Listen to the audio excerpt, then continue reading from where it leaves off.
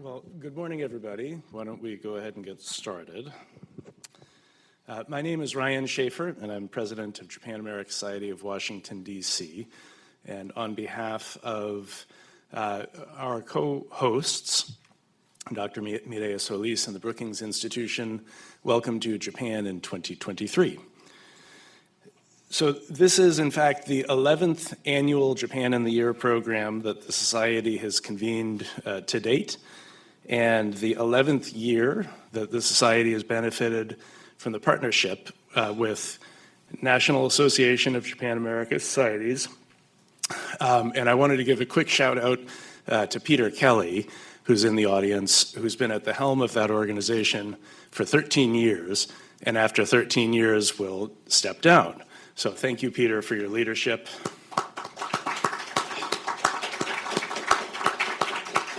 And we'll be sorry to miss you. NAJAS has in fact been running the Japan Currents program, which is a version of this very program, for the last 4 years, in which our Japan America societies around the country host similar events. And this, in our 11th year, there are actually 11 similar programs happening around the country. So I'm not sure what is magic about the year 11, but there we have it. A quick word about the Japan America Society of Washington, D.C. We're a nonprofit, nonpartisan organization dedicated to advancing the U.S. Japan relationship by nurturing the grassroots ties that lay at its core. We host the country's national Japanese language championships right here in Washington, D.C. We host what is normally the largest Japanese cultural event in the country, the Sakura Matsuri Japanese Street Festival, also right here in Washington, D.C. And we hold Japanese topical, cultural, and networking events throughout the year. We also serve as a platform for promoting what many of our partners in the community are doing, and lots of really amazing Japanese cultural activity that happens organically in the District of Columbia, of which we should all be quite proud. So please do look us up, attend our events, and consider volunteering. We depend on over 600 volunteers in our community throughout the year. As for what lies ahead today, the timing of the program is great, coming on the heels of Prime Minister Kishida's historic visit, which gives us a great deal of material to parse. And here to parse it, I'm delighted to say that we've got an all-star lineup from the Japan policy community to take a look at the year ahead for the U.S.-Japan relationship. Today we'll have 2 panels, the first looking at Japan's foreign policy, with Chris Johnstone and Matthew Goodman, moderated by Shihoko Goto, and a second panel that will look at Japan's domestic affairs with Randall Jones, Tobias Harris, and Mireya Solis. We've had a little bit of a personnel scramble, partly because we have AV challenges this morning, so Dr. Naoka Eto, who is going to join remotely, and Dr. Jennifer Skleru, who is going to join remotely from Virginia, will not be able to join. And a more organic challenge, which was Sheila Smith is called in sick. But we will soldier forward and have a good program despite. Before we get to the 2 panels, we're also fortunate to have 2 really great keynote sessions. In a moment, we'll have Ambassador Emanuel, with whom I pre-recorded a conversation, so with apologies, we're not able to take audience questions for that section. And it is worth noting that Ambassador Emanuel comes to us 1 year to the day on his anniversary of his arrival in Tokyo.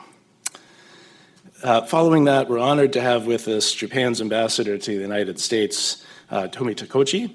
Dr. Solis will moderate an armchair conversation with Ambassador Tomita, and we're grateful that Ambassador Tomita has agreed to take a few questions at the end, time permitting. Let's see.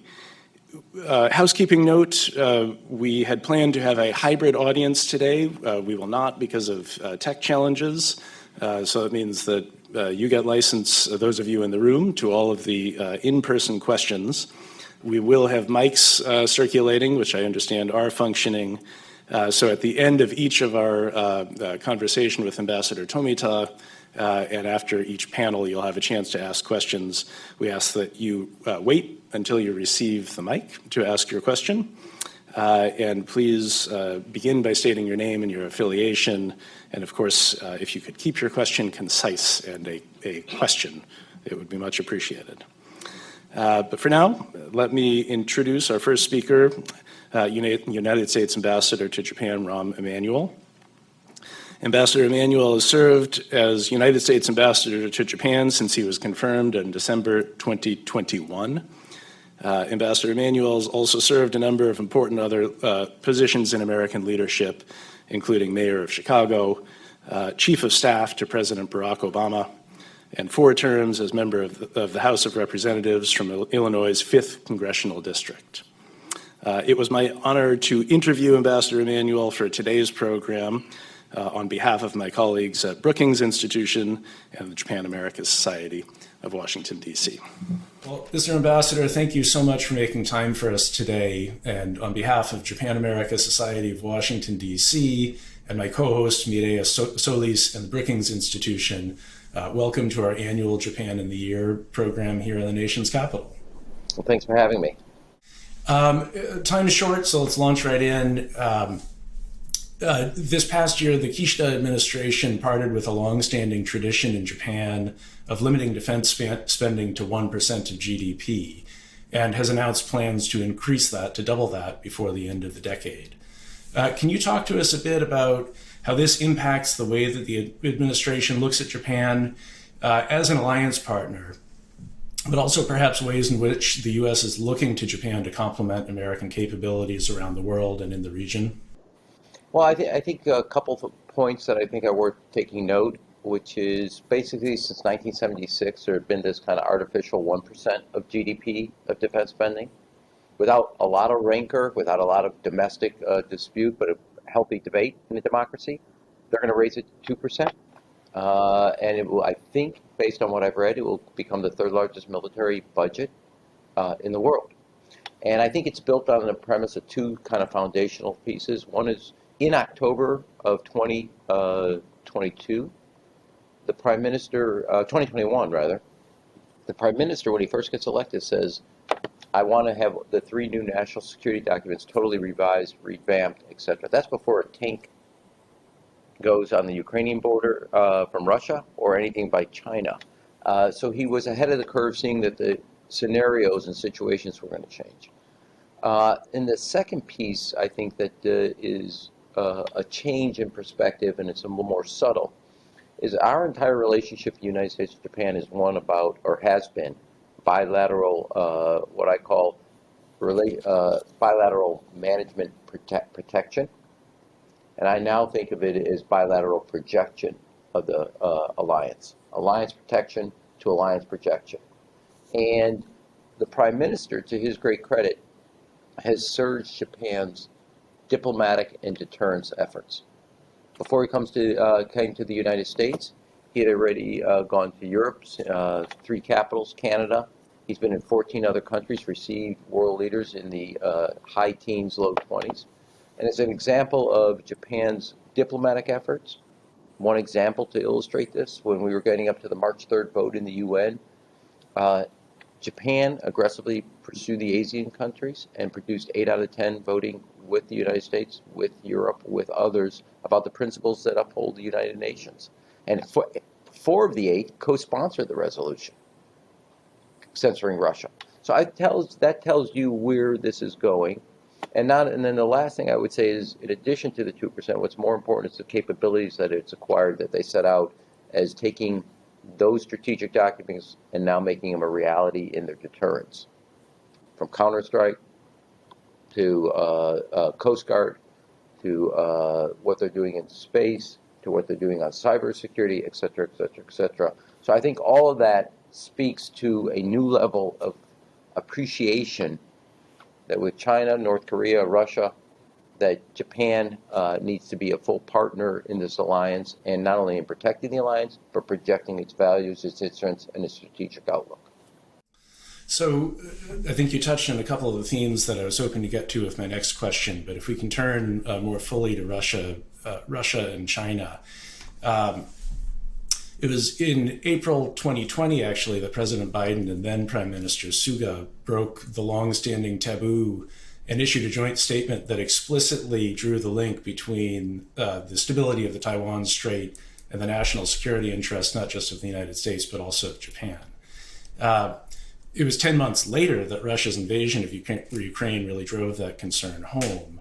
And for many, I think, in and outside the region, brought the notion of an invasion of Taiwan from the hypothetical into the tangible. Can you speak a little bit about how Russia's invasion is resonating in Japan, particularly in the context of that kind of broken taboo and now the tangible concept of Japan becoming involved in some of these regional contingencies that had been a bit ambiguous and vague? And how does this impact the thrust of the U.S. Japan alliance? Well, three quick things that I would note. I think the President and Prime Minister Kishida have done a really heroic effort of what I think of shrinking the what happens in the Indo-Pacific and what happens in the transatlantic into a single strategic sphere and outlook. A lot, we in the United States, and I mean, I'm as guilty as anybody, we all are. We think of the transatlantic over here, we think of the Indo-Pacific over here, and I think the Prime Minister and the President have made everybody realize it's a single strategic outlook that you should have, that it may be geographically distant, but it's not strategically different. So that's number one. Number two, I think one of the founding kind of principles is alliance and working with like-minded countries, and both, whether it's bilateral, trilateral, in the Quad, in every one of these efforts, building both political, diplomatic, economic, and militarily or deterrent level kind of alliances and working together in complementary ways. That's true for the U.S. and Japan. It's true for the way the U.S., Japan, Australia, whether it's Australia, Great Britain, and the United States, or missile defense systems and intelligence sharing between what goes on between ROK and the United States, Japan, etc. You get the basic idea. And I think that, to me, is a way that what happened with Russia's invasion in February 24th of Ukraine and what China has done vis-a-vis Taiwan has made everybody stand up and realize you can't kind of live on fumes of the past. Now, I kind of call this period of time where we're all evaluating the 3 C's: COVID, conflict, and coercion. And those 3 C's have changed the way countries look at and evaluate what they have to do. And we're all in the middle of the process of taking old systems and updating them to reflect the kind of strategic challenges out of those 3 C's. So then the administration has put a lot of emphasis also on economic security, and I think sort of brought the concept of economic security really fully into the sphere of national security interests. And so we can see this, especially in Asia, and looking back this past year at the launch of the Indo-Pacific Economic Forum, but also the first ever 2+2 economic 2+2 dialogue with Japan. I think that our 2+2 economic dialogue with Japan is a first globally. So let's talk a little bit about economic security. And when we look ahead to 2023, we can predict a whole host of different sorts of challenges to the economy than we've already discussed. Food and energy insecurity, debt insolvency in developing nations, continued supply chain disruptions related to COVID in China and elsewhere, just to name a few. So what's the role of the U.S.-Japan relationship in addressing these economic challenges, and what are the roles of those two particular forums, IPEF and Economic 2+2? Well, that in 15 minutes. So here's what I would just say. One is economic stagecraft is not new in the sense of strategic interest. What is new is dealing with economy and a competitor like China. And I said this before in an interview on Bloomberg, as the president took his, I think, the correct actions as it relates to semiconductors. We're going to compete. We get that. We're just not going to help you compete against us. And that's really where we are. And in the same way that China says, China by 2025 is self-sufficiency, they said we're going to compete against you and we're not going to share anything. So we're responding to that and responding to our own self-interest. You have the largest economy in the world and the third largest economy in the world. That's a powerful force for not only setting up rules, but also economic integration.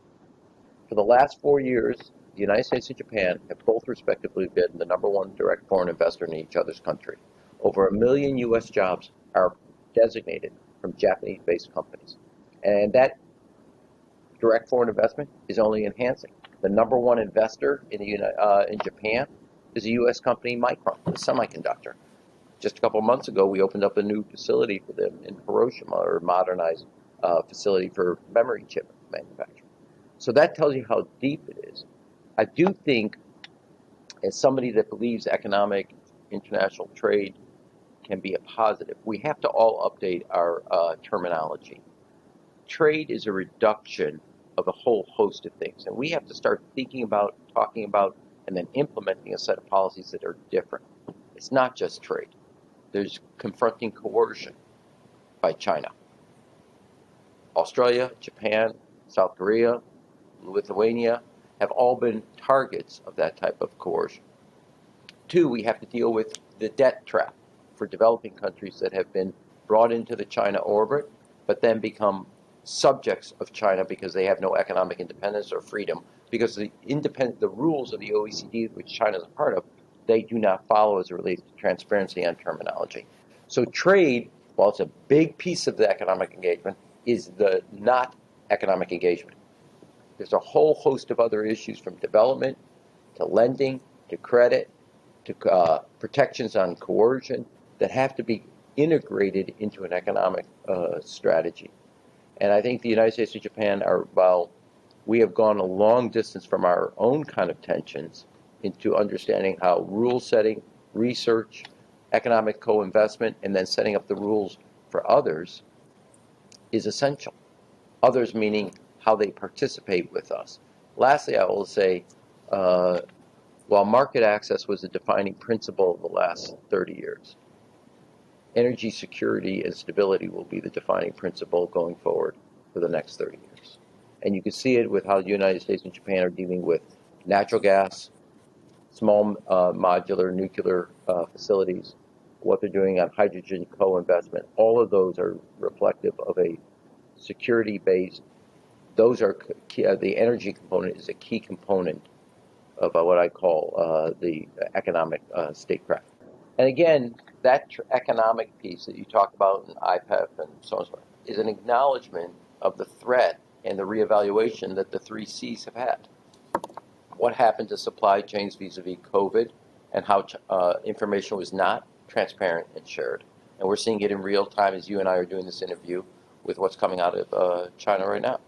2, how the conflict in Ukraine, Russia, not even conflict, Russia's invasion and war of Ukraine has affected energy prices, food prices, and the economic security and vulnerability of those 2 things. And so I think and then the coercion, where you have countries like Sri Lanka, Pakistan, a number of African Union nations that are all now, their economic independence and development has made them subject, and they have lost their freedom and independence and become subjects of China, which is the largest creditor in the world, because the rules of transparency about the terms of that loan are not fully accessible to everybody. That's not only in Africa, but it's also prevalent here in the Indo-Pacific area.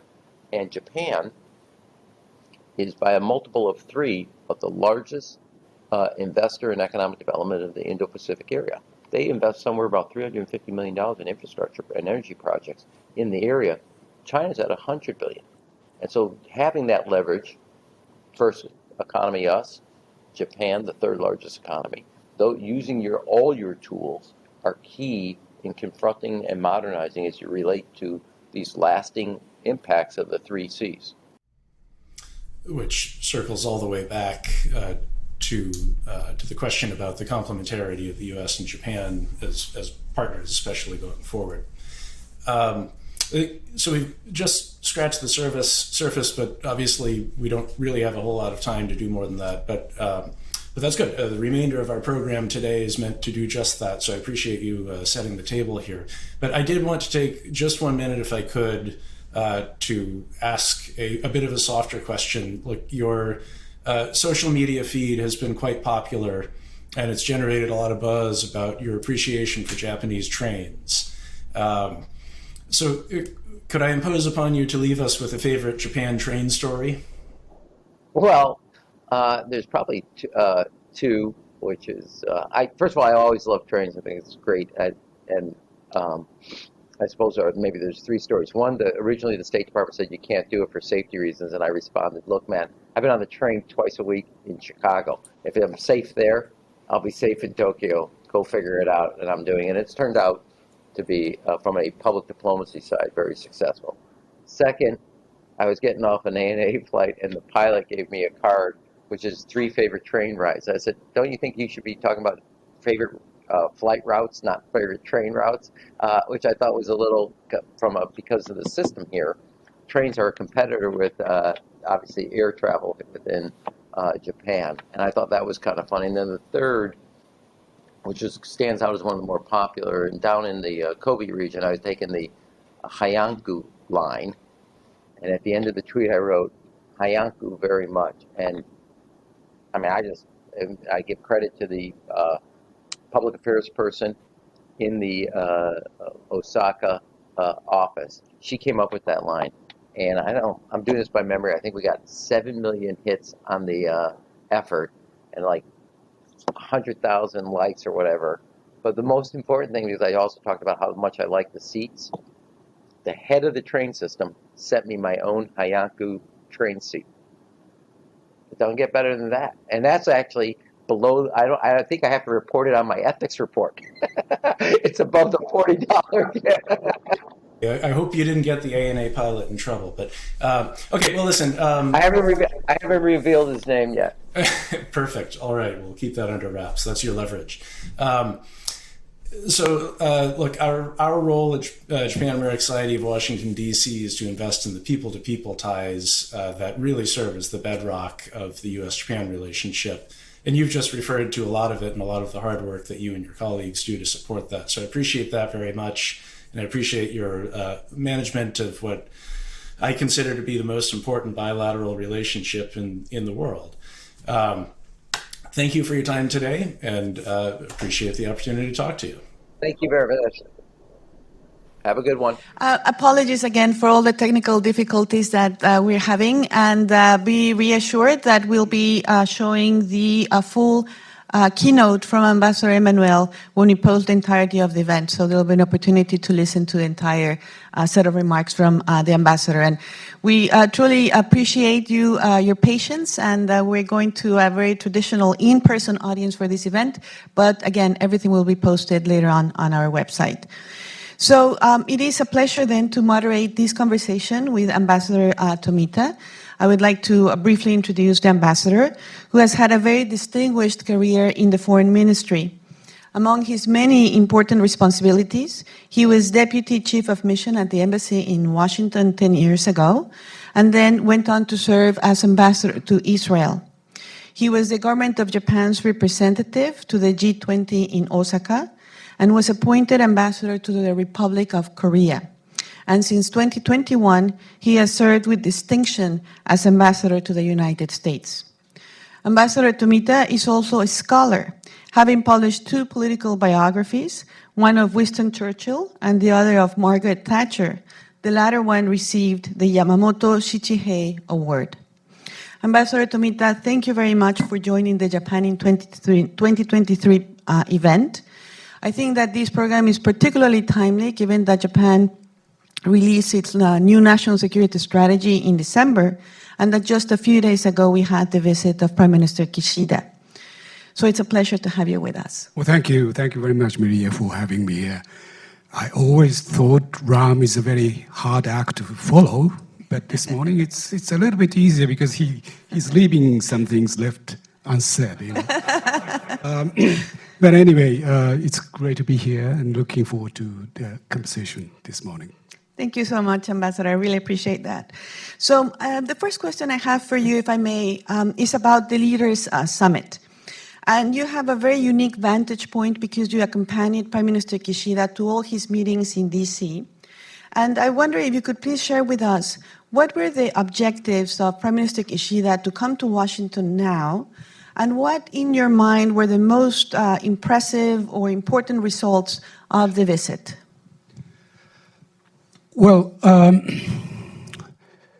first of all, I think this year, 2023, will be a very consequential year, not just for ourselves, but the whole international society with the what's happening in Ukraine, tension in Asia, and the continuing impact of pandemic on the global economy and so on and so forth. And this year is particularly consequential for us because we're going to chair the G7 process, and we have a huge responsibility to respond to these challenges. And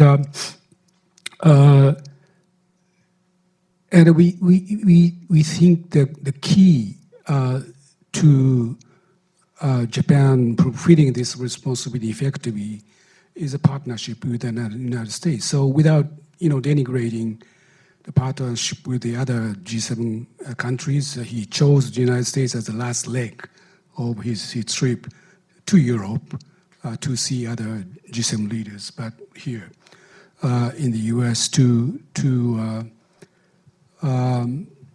deeper conversation how we should proceed with the preparation for this G7 process, and also how we should respond to these challenges I mentioned. And also the other thing is, I think Ram was talking about 3 documents on national security strategy, but I'd like to remind you that this country also has adopted new national security strategy last year. So this was an opportune timing to compare notes, to discuss how we should proceed on the basis of new strategies. So the leaders' meeting was preceded by the 2+2 meeting, as you recall, and that was another reason why I think this meeting was such an opportune meeting.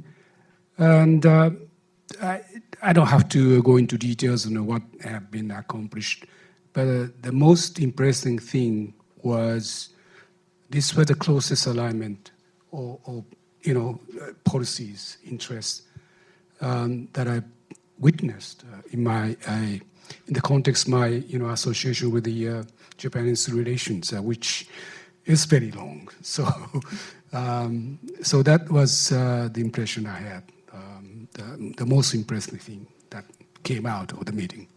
Thank you very much, Ambassador Tomita. And as you're well aware, there is a long tradition in the U.S. Japan studies to talk about chemistry amongst the leaders. This goes back to Ron Yasu, if you will.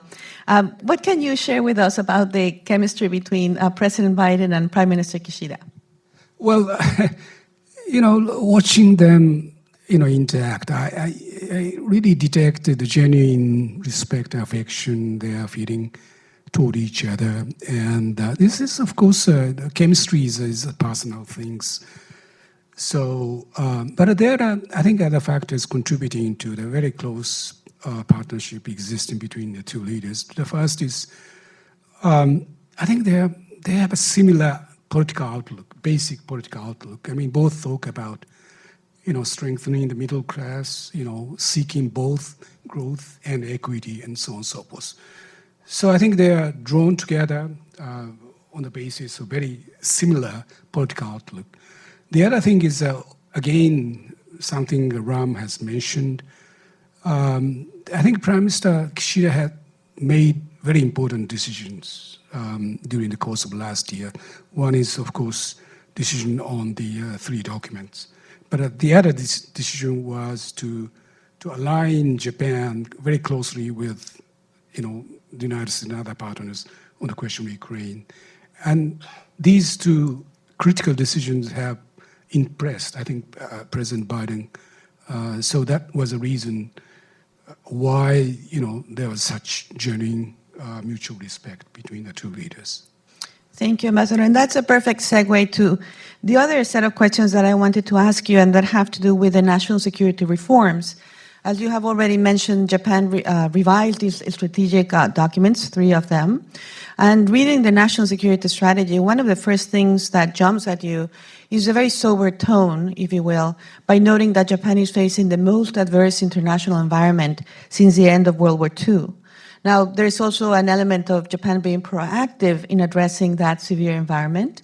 And the strategy talks about deepening Japan's security partnerships, increased defense expenditures that are in the range of 2% of GDP in the next few years, and of course, acquiring new capabilities, such as counterstrike. I also think it's very palpable when you read these documents that there is a desire to deepen and augment the U.S. Japan alliance. And there's so much change to parse, and I think we're going to spend a lot of the morning doing that. But how would you describe what this portends for Japan's security role going forward, globally and regionally? And, maybe here I'm showing my nerd hat, but it's a long-standing issue, again, in the field of Japan studies to discuss whether Japan is going through evolutionary or revolutionary change. So how would you characterize these new security reforms? Well, no doubt. I mean, the latest decision taken by Prime Minister Kishida is historic. I mean, he himself, I think, in his speech at the SAIS, he listed the 4 critical turning points in the evolution of Japanese security policy. I mean, Prime Minister Yoshida concluding the security treaty, Prime Minister Kishi revising it, and Prime Minister Abe's policy reform, and the latest decision. So no doubt this decision is historic, but evolutionary, revolutionary, I think it's evolutionary to the extent that his decision is based on the national consensus, our defense budget was 1% of GDP because there's a reason. Because of sensitivity in terms of Japanese public opinion, also sensitivity in our, neighboring relations with neighboring countries. So the change reflects the evolution, in terms of public opinion, and also it's striking. After Japan announced the latest decision, we haven't heard any. The backlash from neighboring countries. Of course, some countries showed displeasure about what Japan is doing, but really we haven't heard anything from the neighboring countries. So this reflects, I think, although the decision was very significant, and but at the same time, it has been evolutionary progress, I think. Thank you, Ambassador. A very interesting point. And I think it's also important to discuss what are the drivers of this change. And clearly we're in a more turbulent world. North Korea has become more threatening. We've seen now the tragic consequences of Russian revisionism. And that's all noted on the national security strategy and other documents. But my question has to do with China. Could you please talk about what role China plays in Japan's strategic thinking? Well, I think no doubt China is the most serious strategic challenge for Japan and for the United States, for that matter. I think you describe China as being pacing the challenge, I think. Mm-hmm. The same goes with our country. But China is not the only the factor contributing to the latest review of defense policy, because as you mentioned, DPRK and Russia is our neighbor, So when I do speeches, I always say we live in a rough neighborhood, but general security environment has become very severe. That's for sure. So, but again, I mean, long term, I think there's no doubt China has become the biggest strategic challenge for us. But responding to this challenge is a very complex undertaking, as you know. I mean, of course, we have a deep concern about the military build-up taking place in that country. Also, we cannot accept certain aspects of their behavior. But at the same time, China, after all, is the second largest economy in the world, deeply integrated into the global economy. And they have a positive role to play in the global efforts to address various challenges, including climate change. So, although we have to respond to the strategic challenge posed by China, but at the same time, we need a stability in our relations with China. And also, we need to engage China in the positive cooperation of certain areas. So how to strike a right balance between, among all these sometimes competing, sometimes contradicting, opposite objective. I think this is going to be an enormous challenge for us. And the key to respond to these challenges is to maintain close communication, close alignment of policies with our allies and partners, particularly the United States. Thank you, Ambassador. And I would like to reinforce that point because I think it's so important to be thinking about calling out Chinese behavior that is disruptive and undermines the rules-based order, but without falling into a zero-sum trap, and then highlighting areas where there could be cooperation, such as climate change or trying to maintain stable economic relations and people-to-people exchanges. And I think those points are also made throughout the national security strategy. And if I may, I think that this balancing act really comes through when we talk about one of the most important trends in Japan right now, and that is the launch of a whole set of policies that have to do with economic security. And again, the national security strategies had something to say about economic interdependence being important, but not always yielding the kind of stable, peaceful international relations that perhaps many had hoped. And, Japan is one of the first countries to have adopted a comprehensive bill on economic security. But I imagine that 2023 will be the year when you are now moving from passing the bill to implementing it. And I'm sure that there are going to be many different tasks and challenges ahead. There are a number of topics that have also come up in the discussions of the United States and Japan recently. One is cybersecurity. The other one is supply chain resilience, and of course, export controls. And anybody here who's been following the news, that's a very hot topic, and I'm sure that we're going to get into that. But what's interesting is that thematically, the alliance is expanding, but also the mechanisms to address these issues and have in mind, in particular, the establishment of an economic 2+2.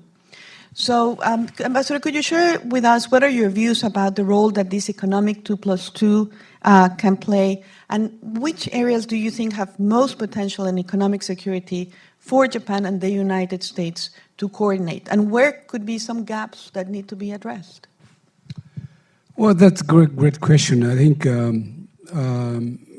there are several factors contributing to the deepening interest in economic security. The first is, of course, how we should be responding to the so-called strategic competition. And I think there has been increasing awareness that in order to respond to this challenge, I think we should, and a key part of it is to maintain our own economic resilience and competitiveness. So I think Prime Minister Suga visited last year in April. I think there was an agreement on this point, and we agreed to create the so-called core partnership, core being competitiveness and resilience, the first two words combination. So that that has led to the framework you mentioned, 2+2, to implement, this particular agenda. The other factor is the increasing awareness that the security is not just the military thing. I mean, we need to pay increasing attention to the domains other than the traditional, military domain, cyber and so on and so forth. So I think those two factors are really the reason why Japan, along with other countries, are showing an increasing interest in the economic security. As you know, Japan introduced a new comprehensive legislation on economic security, and we've been trying to strengthen our cooperation with the United States. So specifically, we are working on, for instance, supply chain, protecting sensitive supply chain, trying to protect critical infrastructures, and also trying to maintain our leadership in cutting-edge technology, not just the cyber, but quantum, space, and so on and so forth. There are a number of areas that we need to work on, but the key to this is, because of the nature of this challenge, we have to ensure that we need to work. We can effectively work with all the stakeholders, particularly industry. And this has turned out to be a big challenge because, of course, we can imagine whatever we can do in terms of economic security, but in the end, it has to make a business sense, economic sense. Otherwise, whatever we do is not going to be sustainable. So I think that is something we need to work on as we strengthen our response to the challenge of economic security. Thank you very much. And as you're well aware, Ambassador, technology is critical to the prosperity of countries, and is critical to geopolitical competition.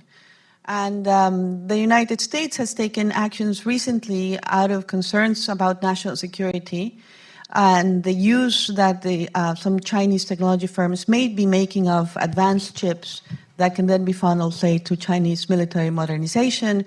And therefore, the United States has tightened in very significant ways its export controls. And, again, in the policy world, people refer to as an important moment, October 7th, when the United States made some decisions to really be more strict about the flow of technology and components to China on semiconductors for AI and edge computing. And since then, there's been a lot of discussion and expectations as to whether our allies and partners can follow suit or not. And, the Netherlands and Japan in particular have been very much a focal point because of the competitiveness of their firms and very specific nodes of the supply chain in advanced semiconductor. So when Prime Minister Kishida visited Washington, there was a lot of expectation as to whether some announcement would be made about Japan implementing similar measures and export controls to the last ones I referred to. I should also provide the additional context that when Russia invaded Ukraine and this international coalition was formed to apply sanctions, there was a coordinated action on export controls. So my question to you is, how is the Japanese government or Japanese firms looking at this direction of travel when it comes to export controls? Would there be a decision anytime soon? And the broader question is, what is the potential to build a plurilateral export control regime among, say, tech democracies or another subset of countries? So just a little too much on the table. I can assure you there has been very robust conversation between Japan and the United States, including the latest the leaders meeting on this very important subject. And I'm sure that there will be a progress. I don't want to be prejudicious, when this progress will be announced. That said, I think I need to emphasize that this is extremely technically complex issue. We want to identify, where all these choke points exist, but it's extremely, difficult technical question where, the line of criticality is drawn with, what nanometer is critically sensitive, what nanometer is not, so on and so forth. And also, again, as I told you, it's critical to engage industry. We need to make sure that whatever we introduce will work effectively. So that's the reason why we need a very careful conversation. And also, depending on specific technology, there are different set of,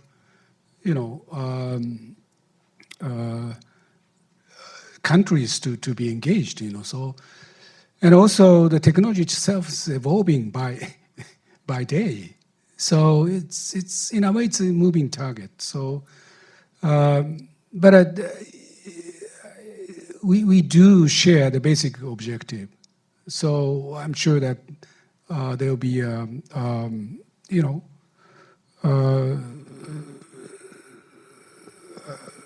progress, I think, as a result of this very robust conversation. Thank you, Ambassador. I really appreciate that answer. And let me move on to some of the biggest and hottest topics of the day. And, I'm thinking of Ukraine and East Asia. And I think it's been really remarkable how much Ukraine has shaped the Japanese public's views when it comes to an awareness about the severity of the international environment and the need to increase defense capabilities. But of course, as you mentioned, Ambassador, Japan lives in a very dangerous neighborhood, and one of the possible contingencies has to do with the Taiwan Strait. So a couple of questions here is, what is the degree of awareness in the Japanese public about the severity of the situation in the Taiwan Strait? And how do you think the United States and Japan should be planning to address a possible contingency there? In your mind, is the alliance well prepared at this stage? What should we be doing next, given the trends in the region? In terms of public awareness, I think, of course, Japanese public are increasingly aware of the severity of the security environment surrounding us. I mean, that's the reason why I think, as I said, I talked about public understanding for the new sort of defense policy review. And the important thing has been this increasing awareness. And Ukraine has been a very important reminder that how fragile the national security is. And so people talk about what happened in Ukraine could happen in East Asia. So to that extent, I think people starting to have an increasing concern about the surrounding security environment, including Taiwan, but not exclusively Taiwan. I think most of people feel more immediate sort of threat from the missile launch by the DPRK and so on and so forth. So, and as far as Taiwan situation is concerned, of course, I think there are several things we need to work on. The first is, I think we need to keep sending clear message that the peace and stability of that island is matter of very strong concern for us. Without, of course, changing our basic, traditional basic stance on the status of the island. That's the reason why, when Prime Minister Suga visited, for the first time in the leader's statement, we had a reference to Taiwan, underlying the importance of peace and stability of that island. So keep sending this message is, I think, is very important. And the second thing is, we need to try to control the situation without letting things to escalate. Last year, when Speaker Pelosi visited Taiwan, there was a very strong reaction from China. And they appear to be trying to use Speaker's visit to move the goalposts, try to create a new norm, So we need to respond. Of course, we need to respond firmly, but we need to respond firmly, wisely, because nobody wants to create a cycle of escalation. So we need to control the situation very carefully, in close communication between Japan and the United States. The third thing we could work on is to make sure that Taiwan remains prosperous and resilient society. And of course, there is we need to take in consideration basic diplomatic stance in doing so. But there are areas we could do. For instance, Japan, provided the vaccines to Taiwan last year to help them respond to the pandemic challenge. And also, I'm glad to see there's a increasing economic and industrial cooperation taking place between Japan and Taiwan. TSMC is making a huge investment in Japan. That is another way to ensure that Taiwan remains, as I said, a resilient, prosperous country. So I think there are a number of things we can work on. And of course, trying to strengthen our deterrent responsive capability, of course, is a key to our response. But other than that, there are a number of things we can do. Thank you, Ambassador Tomita. So my last question before I take a couple of questions from the audience, it's about Japan's G7 presidency. Japan is going to assume has this very important role in 2023. But I think it's really important to highlight that it comes at a time when the G7 itself has been rejuvenated through its response to the Ukraine crisis, but also by tackling some global issues like infrastructure finance or debt sustainability. So, Ambassador, could you tell us a little in more detail about what are the objectives, targets, priorities for Japan in this year for the G7? Yeah, I think there's no doubt that G7 has now increased more critical relevance.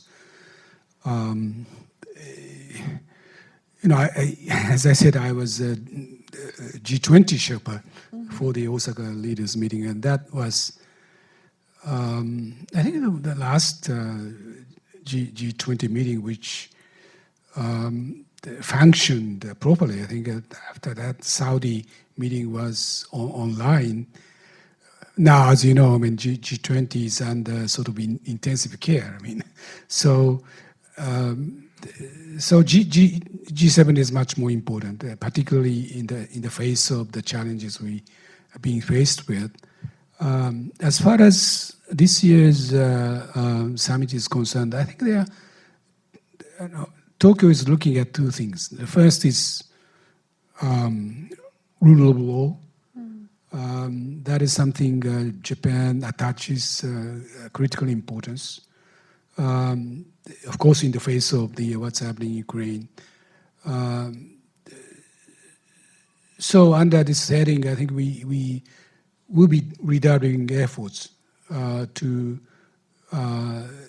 maintain our basic values, to make sure that our national order remains resilient to the kind of challenges posed by the countries of Russia.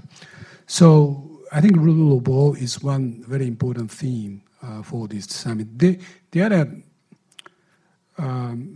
important theme is the global South, reaching out to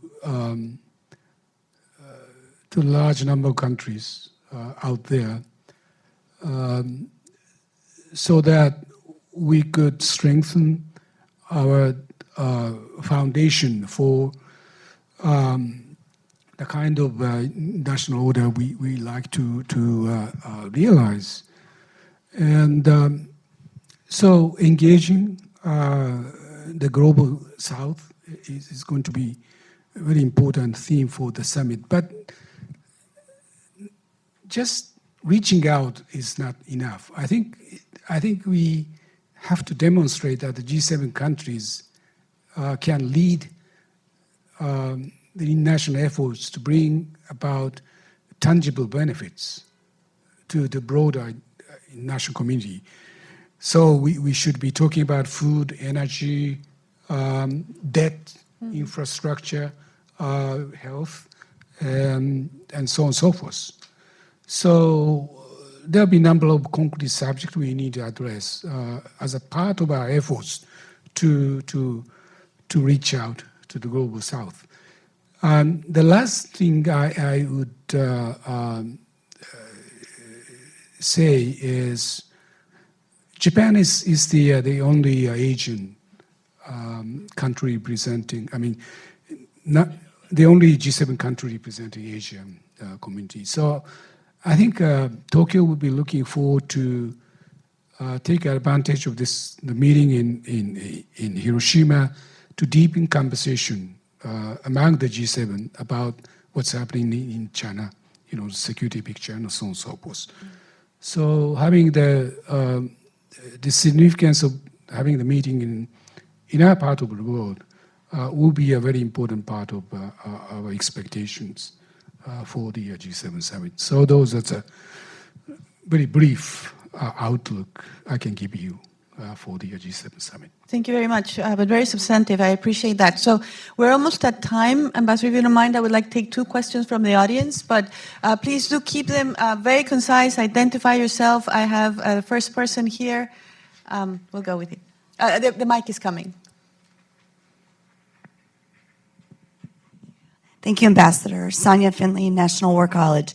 With the commitment to raise the defense spending to 2%, could you give us an idea of some of the fiscal realities and perhaps trade-offs that Japanese policymakers are facing? Thank you.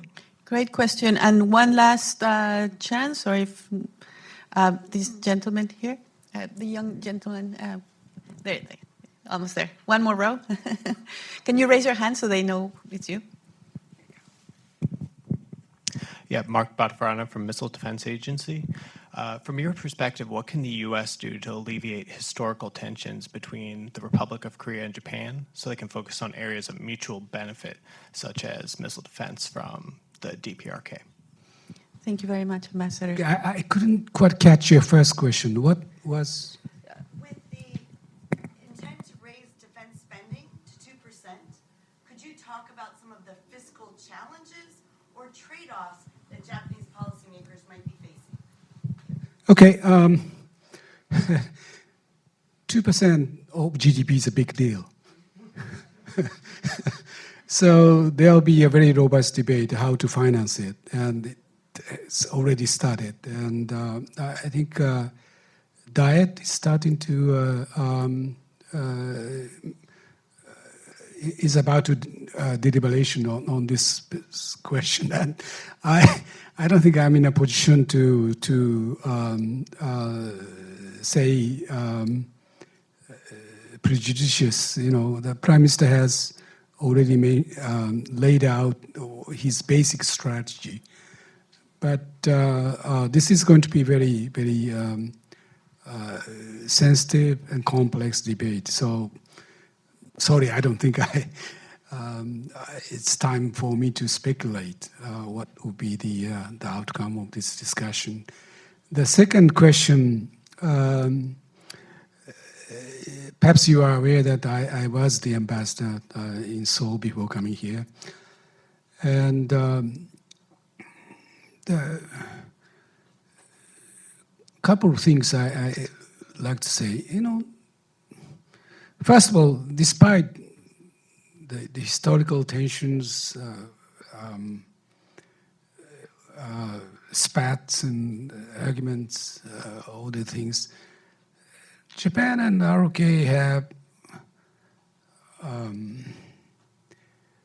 have established one of the closest exchanges that exist between any two countries in the world. So, despite all these things, I think there's we shouldn't be too discouraged by the fact that there's been political debates for many years. If you look at what's happening at the national level, people's level between two countries, I don't think we should be too discouraged. Although we do need some patience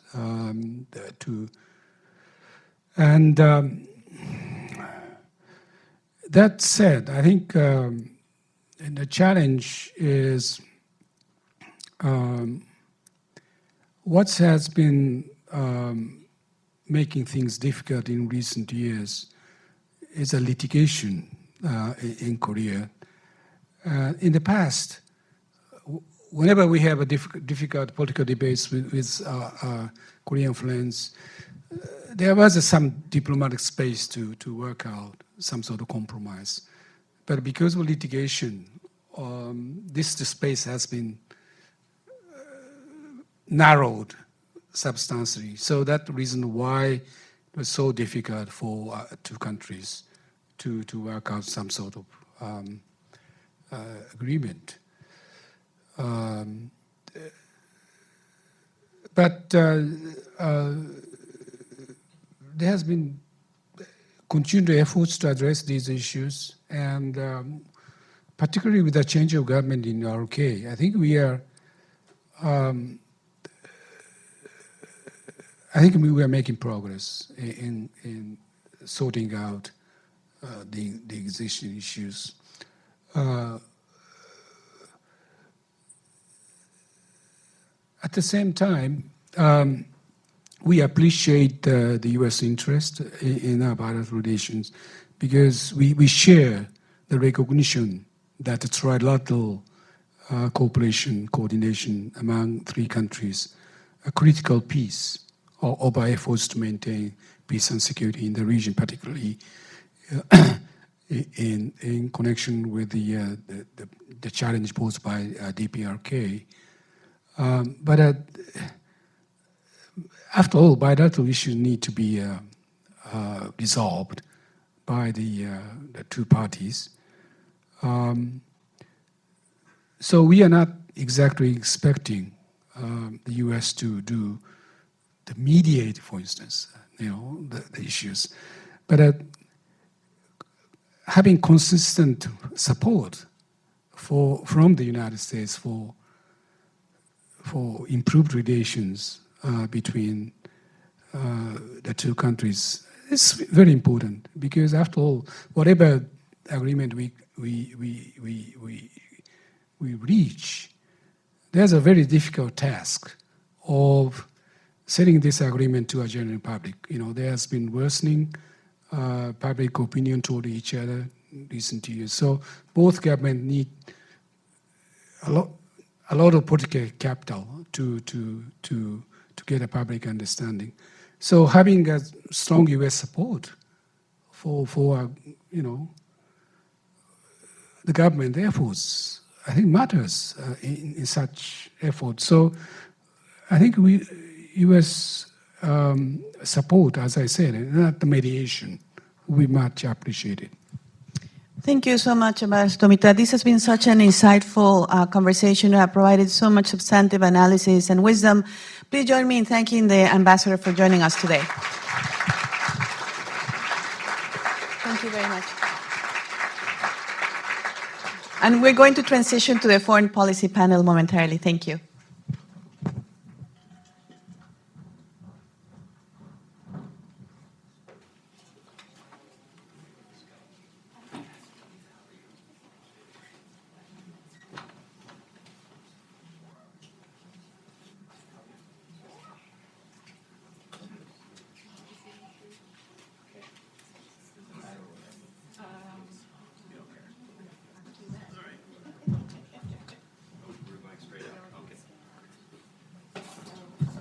Here or in the middle? No, you're in. I'm the moderator. You're here. I'm going to Okay. be on the side.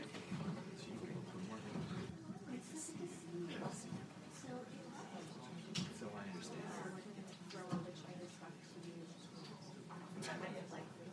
We can.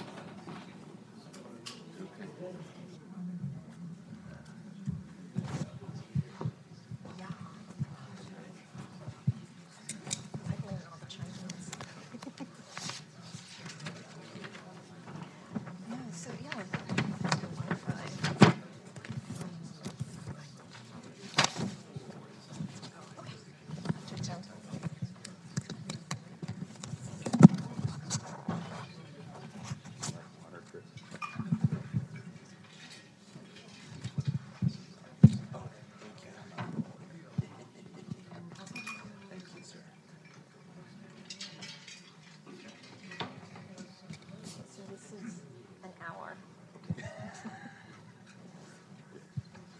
So you want us to each speak for 30 minutes? Exactly. So good morning.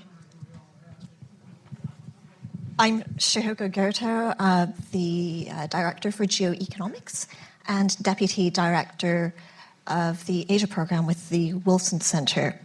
And it's my great delight and honor to be able to moderate this first panel discussion on foreign policy. But I would like to begin, first of all, by thanking Brookings as well as the Japan America Society of Washington, D.C.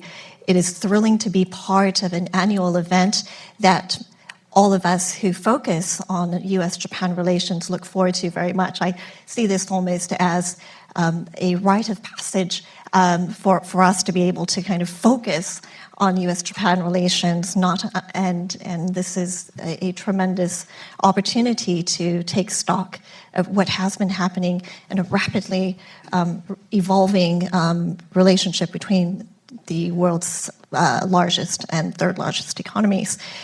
And I would like to thank Mireille Solis and Ryan Schaefer in particular for allowing us to have this conversation today.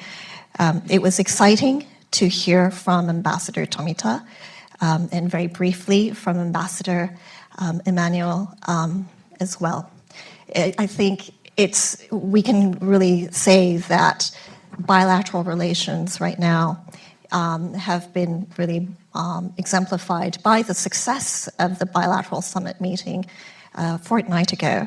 And that summit meeting not only reaffirmed the U.S.-Japan Security Alliance, but the broader partnership and the deep trust that the two countries have. And it demonstrated also a convergence of interests moving forward in addressing systemic risks, the risks posed by authoritarian regimes, the immediate threats in particular to the security landscape. But there has been also this focus on the necessity to modernize U.S.-Japan relations for the 21st century. And I hope we can spend the next hour really talking about what that means. What do we mean by modernization? What do we mean by having an up-to-date relationship that meets the challenges that both countries face? Japan, as we heard from Ambassador Tomita and Maria, is in the geography that Japan is in is a very dangerous one. And To say that the challenges posed by China would be an understatement, to say the least. We've seen that the two countries are united in coming together to ensure the stability and prosperity of the Indo-Pacific and beyond. But at the same time, we see threats coming from North Korea. We see also the possibility of a prolonged war between Russia and Ukraine. And we also see risks, too, beyond security. What about economic relations? And what are the capabilities that the two countries actually have in ensuring that there is indeed stability in the region as well? So many questions, and I'm excited to be able to introduce two speakers who will have all the answers. I am, unfortunately, our third speaker, Professor Naoko Eto of Gakushuin University, is unable to join us today, but I do know that both Matt and Chris will be more than up to the task. So Matthew Goodman, to my right, is Senior Vice President for Economics and is the Simon Chair in Political Economy at CSIS, the Center for Strategic and International Studies. Prior to joining CSIS, he was Director for International Economics on the National Security Council. He's also served as Senior Advisor to the Undersecretary for Economic Affairs at the U.S. Department of State. The list of achievements and contributions that Matt has provided to the U.S. government and to U.S. Japan relations in particular is long and extensive, and I think you can actually see that on the bios that are provided online. Next up will be Christopher Johnston, who is Senior Advisor and Japan Chair, also at CSIS. He's prior to joining CSIS, he served in the U.S. government for 25 years in a number of senior positions, including serving twice on the NSC, first as the Director for Japan and Oceanian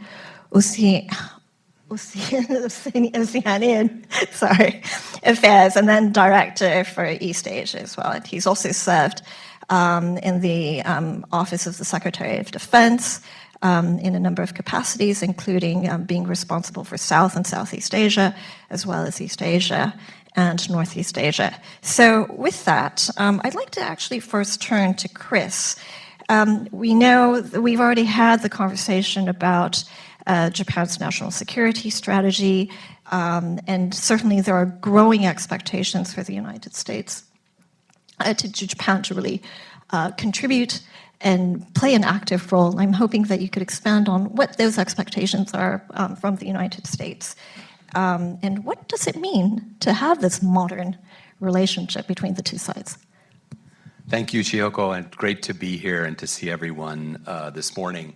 And I think your point on modernization of the alliance as a theme is an important one. I remember putting the word modernize on a slide inside DoD 10 years ago, so this is an ongoing effort, but I think we're in a particularly exciting time in the alliance. A lot of potential challenges ahead, I think, in implementation, but a lot of really exciting potential in the relationship. I know Ambassador Tomita no doubt set the stage a little bit, but let me just take a couple of minutes to kind of recap what Japan announced in December, because I think it's hard to overstate the magnitude of the change that those announcements reflect.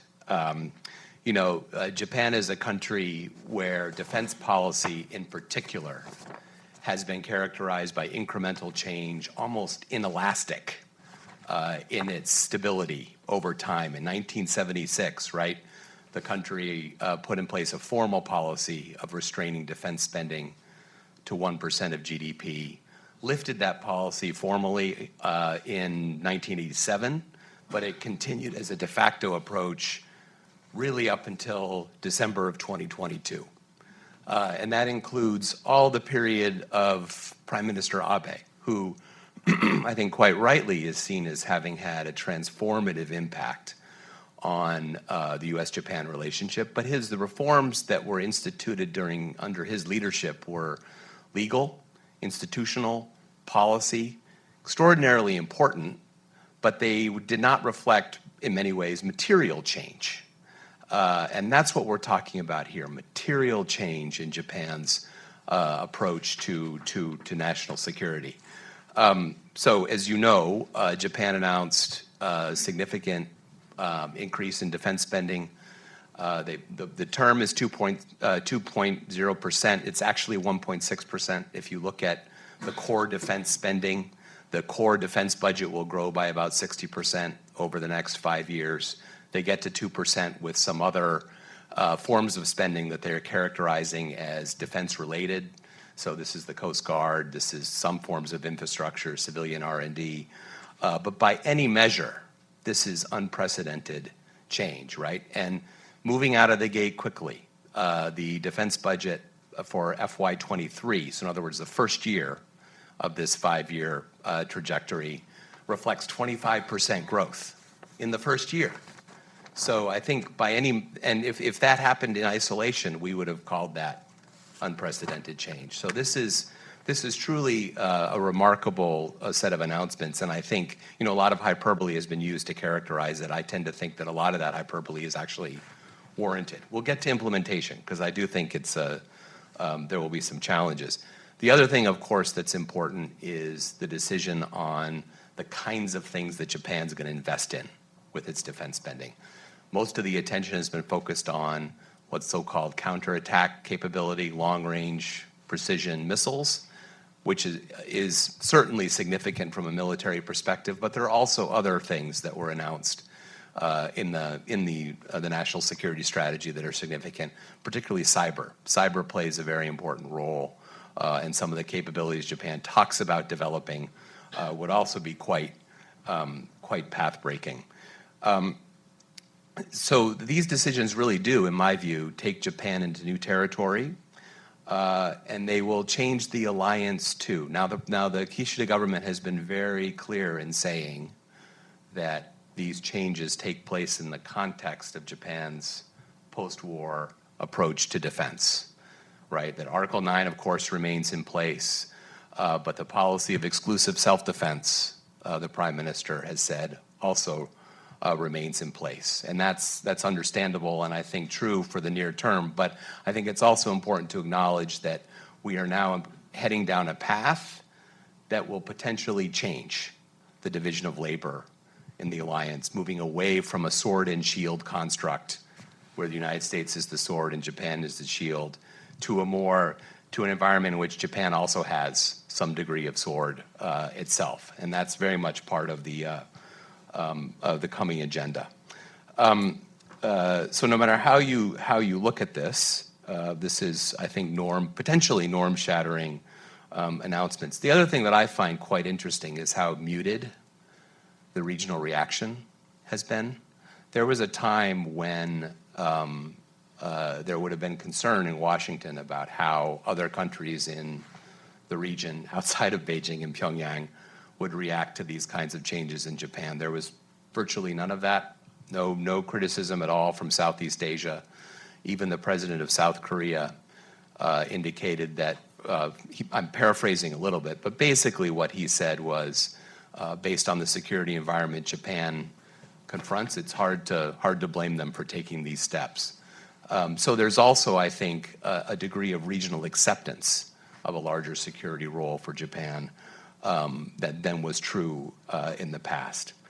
And these changes, as I say, are going to also impact the alliance. There was a 2+2 meeting, so meeting of secretaries of state and defense with their counterparts just a couple of weeks ago on the 11th of January, in which a number of new alliance initiatives were also announced, including changes to U.S. force posture in Okinawa, plans to expand bilateral exercises and training, including in the Southwest Islands.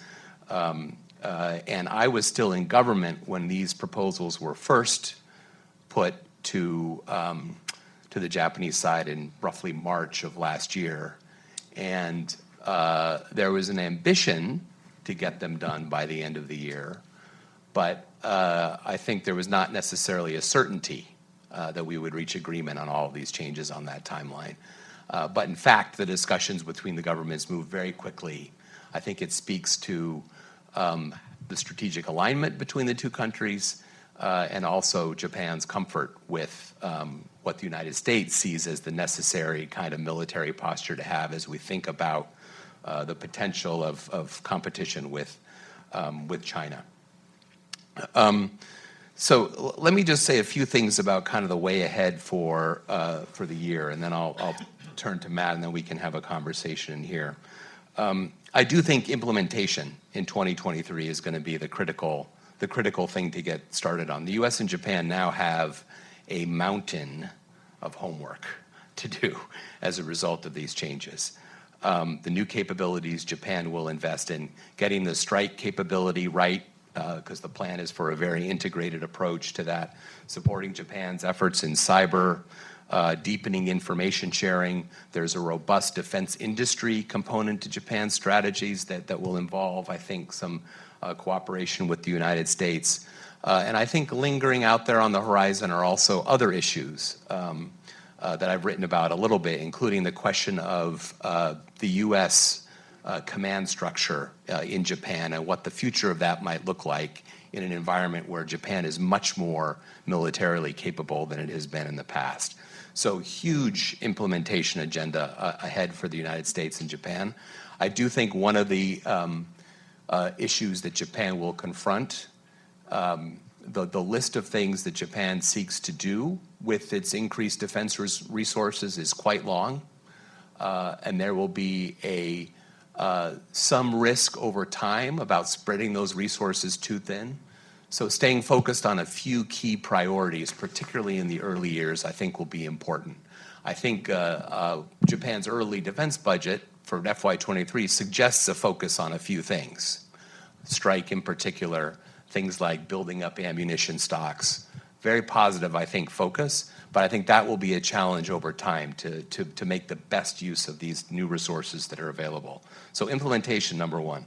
Number two, I think we can look for further improvement in U.S.-Japan ROK ties, particularly on the security side, but not only on the security side. I know Ambassador Tomita spoke about this as well. There's been real momentum on the trilateral agenda, both on defense, but also more broadly, diplomatic, economic cooperation as well. It feels like not a week goes by without a trilateral meeting of some kind between the three governments. And I think one of the little noticed things that happened in November of last year was the three governments issued a joint declaration, three leaders did, on how they intend to cooperate. And what was significant about it was that it wasn't just focused on the Korean Peninsula.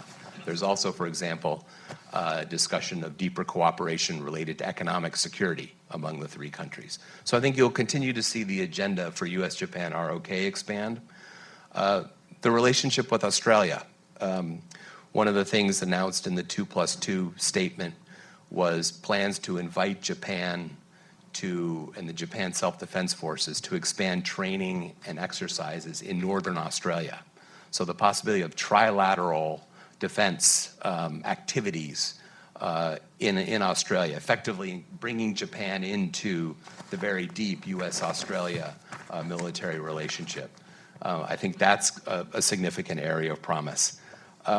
And then two areas that I'm sure that Matt will speak about in great detail. The G7 agenda, and in particular sustaining G7 solidarity on Ukraine. Japan has a critical role to play on that in the months ahead. And then finally, economic security. I've focused here on the traditional U.S.-Japan alliance topics, which I think are very important, but I think in some ways some of the most interesting and important initiatives are related to economic security and the question of how do we manage our respective economic relationship with China. What are the bounds of interdependence? What are the technologies we need to seek to protect? And how do we align policies to protect them? I think that is sort of a big emerging agenda of the future. So with that, maybe I'll stop and turn to Matt. Yeah, no, thank you so much, Chris, for that, and highlighting the large to-do list that the two countries have. So, Matt, the to-do list, the homework is expansive, and the focus of the bilateral summit had been on the defense security issue. But as Chris kind of mentioned towards the end, economic security is also an agenda that the two sides need to focus on. What are some of the issues that, other issues that you see that the two sides need to focus on beyond the security realm? Great. Well, thank you, Shihoko, and thanks to Brookings for having us and to the Japan-America Society of Washington, D.C. I'm a big fan of the society, and if you haven't updated your membership, please do that soon. I'm looking at Ryan to make sure mine are up to date. But it's a great organization, and this is a great event. It's a great way to kick off the year, and it's really a marquee event for the society, which does a lot of things, but this is an important event. And I particularly like the way it's structured, that we do, instead of doing the usual sort of security, politics, economics sequence, with economics always last, we're doing it, Rodney Dangerfield comment there, we're cutting it across, foreign policy issues, and then we'll do a panel on domestic issues. And that allows us to do what Chris has already teed up here, to show that there's a kind of integrated story here to U.S. Japan, the U.S. Japan alliance. And so when Shihoko, you ask about modernizing the alliance, I actually think in terms of going back to basics, because, and I've said this before, again, sort of maybe a Rodney Dangerfield thing, because economics doesn't get enough respect, but Article 2 of the U.S. Japan Security Treaty, not Article 22, talks about the U.S. and Japan working together to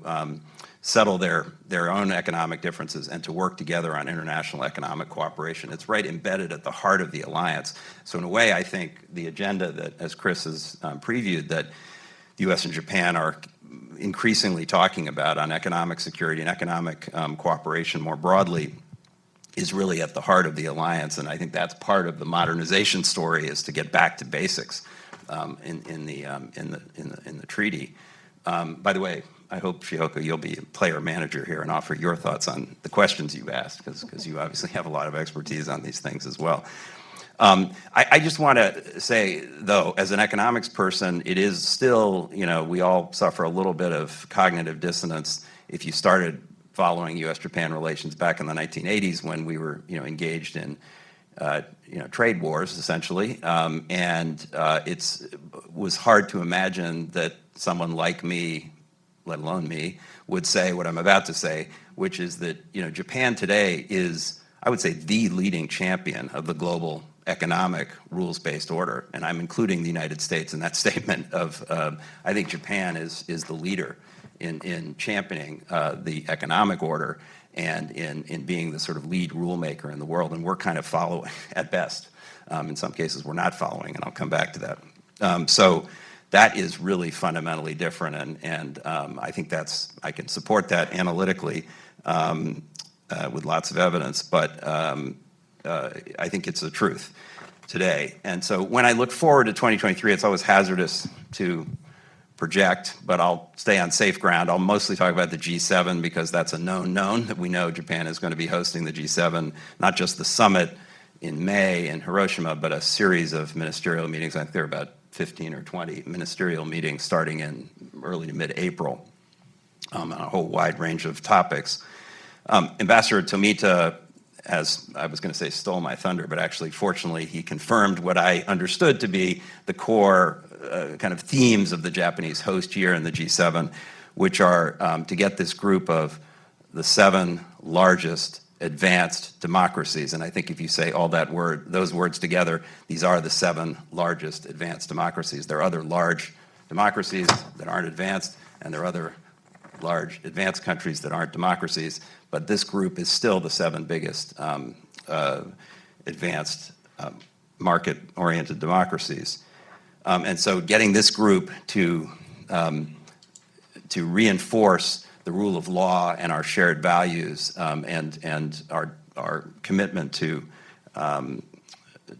market-based outcomes and to democracy itself is, I think, the core first theme, as the ambassador said. And the second theme is reaching out to the global South, and as he said, not just including them in the meetings or saying nice things about what we want to do with the global South, but actually providing tangible benefits for them in a number of areas. And that gets to the priority items on the sort of economic agenda. Remember, the G7 was founded, actually interestingly, the G7 was founded in 1975. Actually, technically it was a G6. Actually a G5, but Italy invited itself to the first meeting, so it immediately was a G6, and then Canada said, wait a minute, we're bigger than Italy, so the next year Canada came, and so it became the 7. But it was formed in the middle of a kind of similar, at least in economic terms, crisis, where you had economic headwinds, you had an energy crisis prompted by different things, but that was what brought the G7 leaders together, and so I think that's going to be at the starting point of this conversation is the global economy and its various headwinds, whether it's energy market problems or food security, debt problems, as the ambassador mentioned. All of these are going to be, I think, first and front and center in the conversation among the leaders, certainly in May. There will be economic security on the agenda. That's a term that is used sort of more frequently in Japan than here. We're sort of dabbling with it, but as a term, but I think we're not very far apart in terms of what it basically means, which is working together really on a resilience agenda, an economic resilience agenda, which combines aligning our policies that control the transfer of critical technologies to our adversaries and competitors. It's aligning our industrial policies, and it's okay to say that term now because we're all doing it, always have, but now we're happy to talk about it. But it's really important to work together to coordinate those efforts, because otherwise we're going to end up on a race to the bottom of subsidies, and we're going to produce overcapacity and so forth. So that's part of the economic security agenda. Infrastructure, the ambassador mentioned, I think is part of the broader economic security agenda. And then economic coercion is something that I'm sure is going to be talked about in this sort of broad context of economic security and trying to come up with some sort of solution.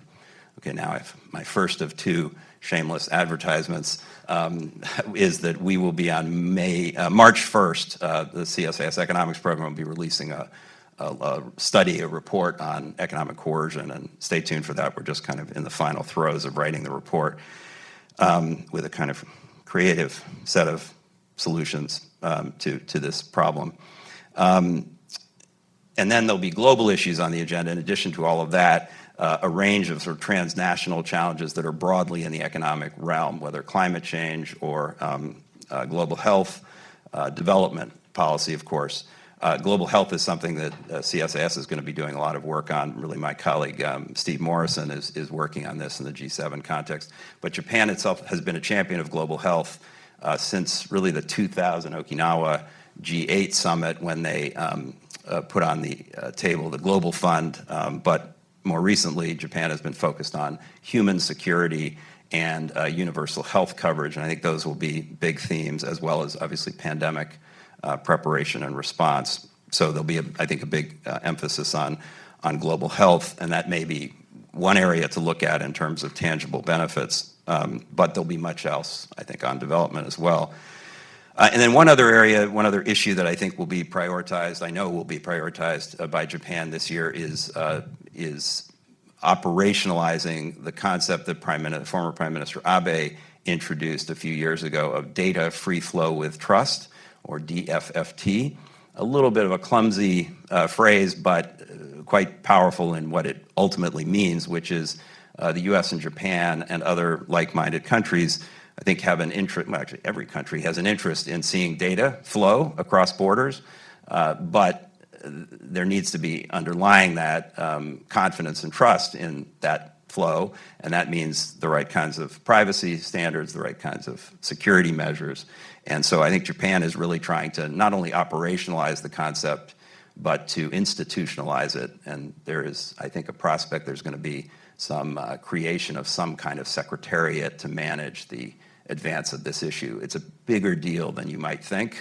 This is a huge issue, data governance, and there are no rules. The Bretton Woods Order covers a lot of other things, but it doesn't cover data. And so the system needs to be updated, and Japan's been a champion of that. Final thing I'll talk about is which is, I think, another area partly touched on probably in the G7, but really on a separate track that Japan and the U.S. are going to be working on together, which is Indo-Pacific economic engagement. As everyone knows, Japan is a member of the Comprehensive and Progressive Partnership for Trans-Pacific Partnership, Agreement for Trans-Pacific Partnership, CPTPP. The U.S. is not. That is going to be, sub rosa, that will be part of the conversation probably, well, maybe something, 5% chance of something significant happening on that front in the U.S. This year. But for now, the main focus for the U.S. and Japan is going to be the Indo-Pacific Economic Framework, or IPEF, which the Biden administration proposed last year. You'll see a series of negotiations at various levels.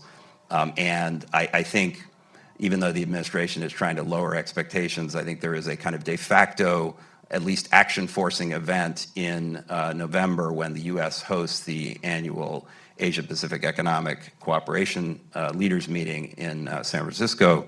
And I think that will be a kind of a deadline by which some outcomes in IPEF in practice are going to have to be revealed. As I mentioned, I think there is well, let's just put it this way. I think there's no question that Japan is going to be talking to the United States about its participation in something more than IPEF, in a comprehensive, high-standard regional trade agreement. And as evidence of that, we're calling this month, if it hasn't already come up in this meeting, Japanuary, because we've had a series of ministers and even the Prime Minister visiting Washington. But Prime Minister Kishida, around the corner or down the street, when he gave a speech at SAIS, said, quote, "Japan welcomes IPEF and will work with the United States to make it a success. But the core of what creates an economic order in the region is a framework with market access for goods and services. In the Asia-Pacific region, we indeed have such a framework, the CPTPP. The United States' return is of paramount importance." That's about as clear a statement as you could get from a Japanese leader, that they want us back. So I think President Biden has to take that seriously. Final point, and allow me to make my sort of second shameless advertisement. The Prime Minister also, in his very last sentence in the question and answer period at SAIS, elaborating on IPEF, said that he had talked to President Biden about advancing a digital agenda in IPEF, and that's an extremely important part, kind of overlapping with my DFFT point. We are, again, dropping a report, I think tomorrow, a short brief on the digital part of IPEF, so stay tuned for that, because that is a critical issue as well. So there's a lot on the agenda, and I think this all will contribute to modernizing the alliance and to getting back to basics. Thanks for that, Matt. So we talk about Japan and its role in maintaining the rule of law. We talk about the U.S. Japan partnership in pushing back against economic coercion. We've had a circumvent way about talking about the China challenge. So let's deal with that head on. Here in Washington, meeting that China challenge has been one of the few factors that unites a divided Congress. It has justified a lot of public spending on infrastructure, in technology, in enhancing U.S. competitiveness. In Japan, perhaps that is not as much as apparent as it is here in the United States. But at the same time, there is the national security strategy of Japan has really highlighted the risks that is posed by China. I'm hoping both of you could talk about where there may be light of day between the United States and Japan when it comes to meeting that China threat, and what are the prospects for cooperation in that light?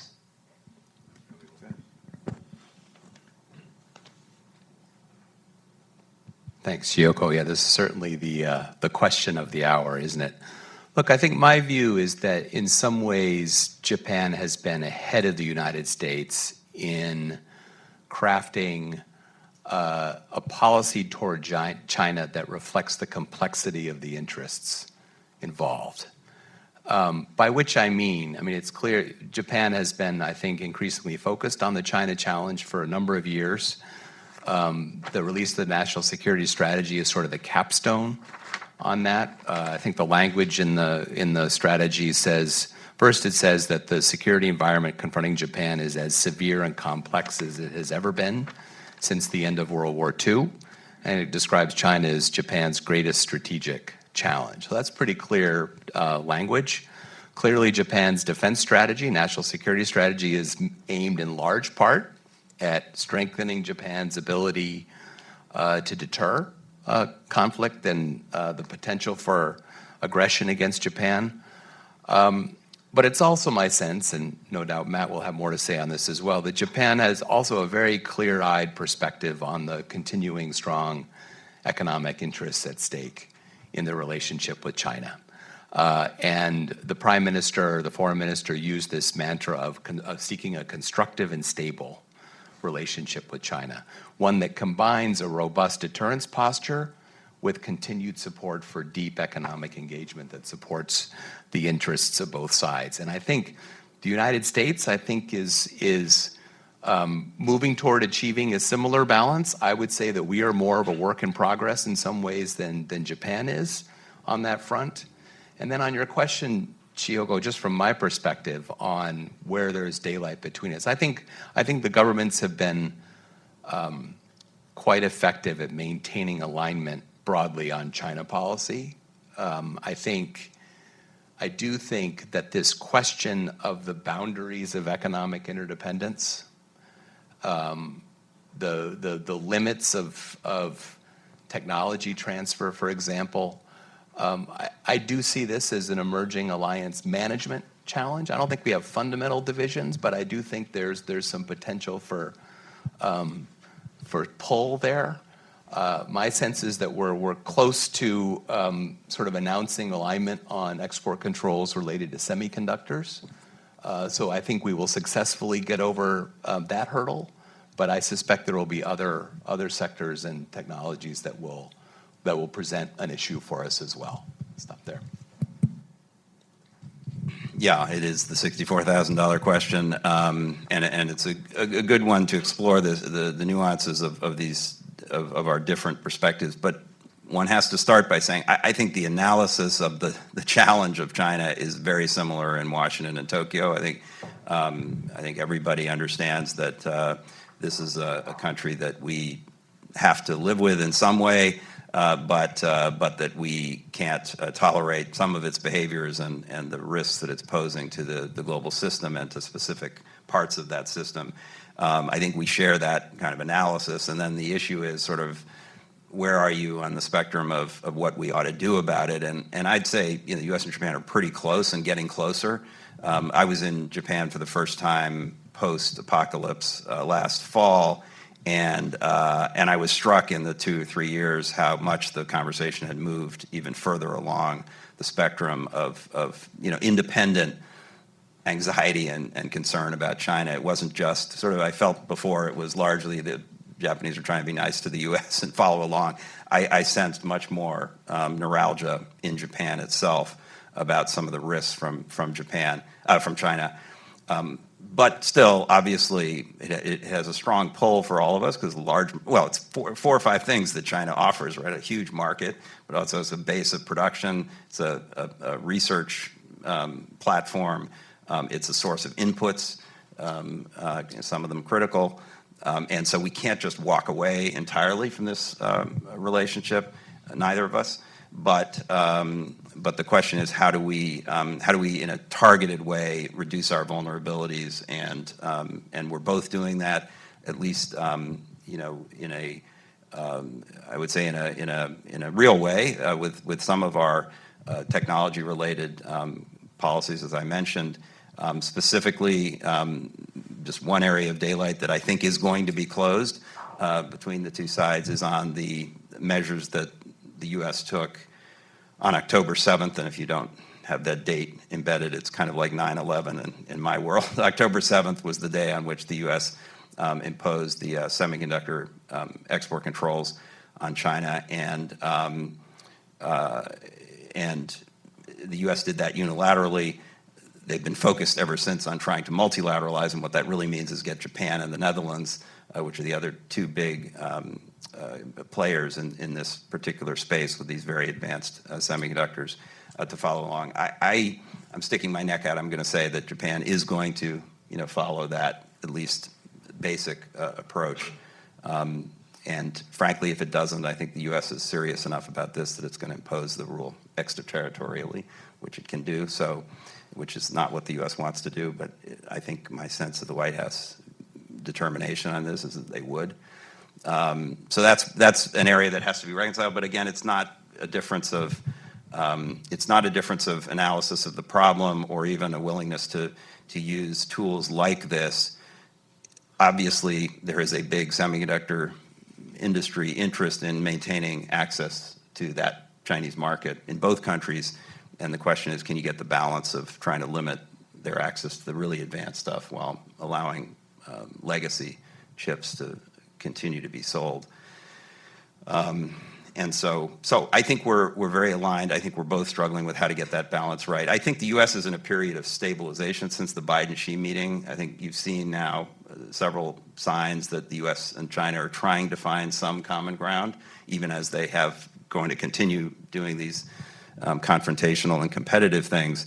Apart from the two presidents meeting, Secretary Blinken's going there in February. Secretary Yellen is, I think it's now all but confirmed, is going to be going there in March. And I think you'll start to see some actual, engagement on some issues. How far that goes and how much is going to be accomplished is another question. There's a lot of mistrust, and I think it's going to be very difficult. But on whether it's climate change or pandemics or debt problems or other things where the two sides really have to talk, at least you might see some kind of framing of possible cooperative approaches. Great, thank you. So I'm very struck by the sunny optimism that you both have expressed about export control and the coordination between the United States and Japan. So let's hope that will indeed be the case. I could really go on about this issue, but let me turn to another topic vis-a-vis China, which is the meeting the BRI, the Belt and Road Initiative Challenge. And so, Matt, we've talked about Japan really being the champion of the rules-based order, and certainly Japan has really emerged as a builder of consensus. Ambassador Tomita talked, it was Ambassador Emanuel who highlighted the fact that Japan was instrumental in bringing the ASEAN countries into signing on to IPEF before he came to Washington. Of course, Prime Minister Kishida was in France, Italy, UK, as well as Canada. We've seen Japan really reaching out and being that voice of the rule of law. But now we have that challenge of meeting the needs of the global South. And rhetoric and concern about security isn't enough. It needs to be a very comprehensive approach, including putting some money on the table. What kind of a bilateral cooperation can you expect between Japan and the United States when it comes to meeting that BRI challenge, not just in the Indo-Pacific, but across into Latin America, Africa as well? Yeah, really good question. And I think there are very high expectations in the broadly defined global South for the U.S. and Japan to contribute tangibly to their development, including their hard and soft infrastructure needs. And I think that is a major focus for the two countries, certainly rhetorically and in sort of various documentations and various alphabet soup initiatives, the Partnership for Global Infrastructure and Investment, the Blue Dot Initiative, the Trilateral Infrastructure Partnership that the U.S. and Japan and Australia have. There's a clear and I think real impulse to work together to deliver those infrastructure solutions around the world, but particularly in the Indo-Pacific region. And I think the but the reality is it's a very difficult business. I mean, however you got here, I'm guessing you struggled with infrastructure challenges of one kind or another. Even in the United States, it's a really difficult business. But if you imagine in Cambodia or parts of the global South, there are additional complications and difficulties and risk. So it's a difficult business. It's hard to bring solutions that are actually solve the problems and provide the development basis that's needed. And for the two countries or three to do this together has its own complications, because we each, like JBIC, which is Japan's sort of sharp end of the spear of this policy activity in Japan, has a mission, to support Japanese business in these countries, which is fine and totally understandable. But the U.S. DFC has a different mission, and Exim Bank here has a different mission, and Australia's DFAT another one. And so bringing those all together to actually deliver money and projects is nothing. And finally, money is a constraint. I think you talked a little bit about that in the defense context in Japan, but I think probably in development assistance there's also headwinds to getting a lot more money here for sure. That's difficult. And I would just make a somewhat, a concern that I've expressed about IPEF is that the administration is not going to Congress to get support for IPEF. And that takes away two things that only Congress can provide.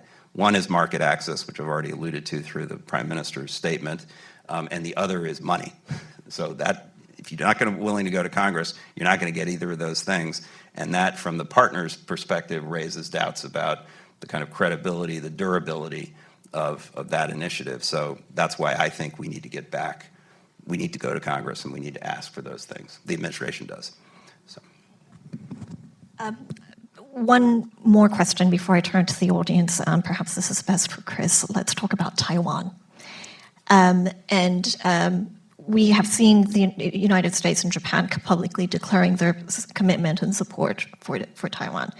But at the same time, I'm hoping that you could perhaps outline how that alliance can actually move forward in the face of a Taiwan contingency, whatever shape that may take, either direct confrontation or indirect confrontation. Yeah, sure, Chiyoko.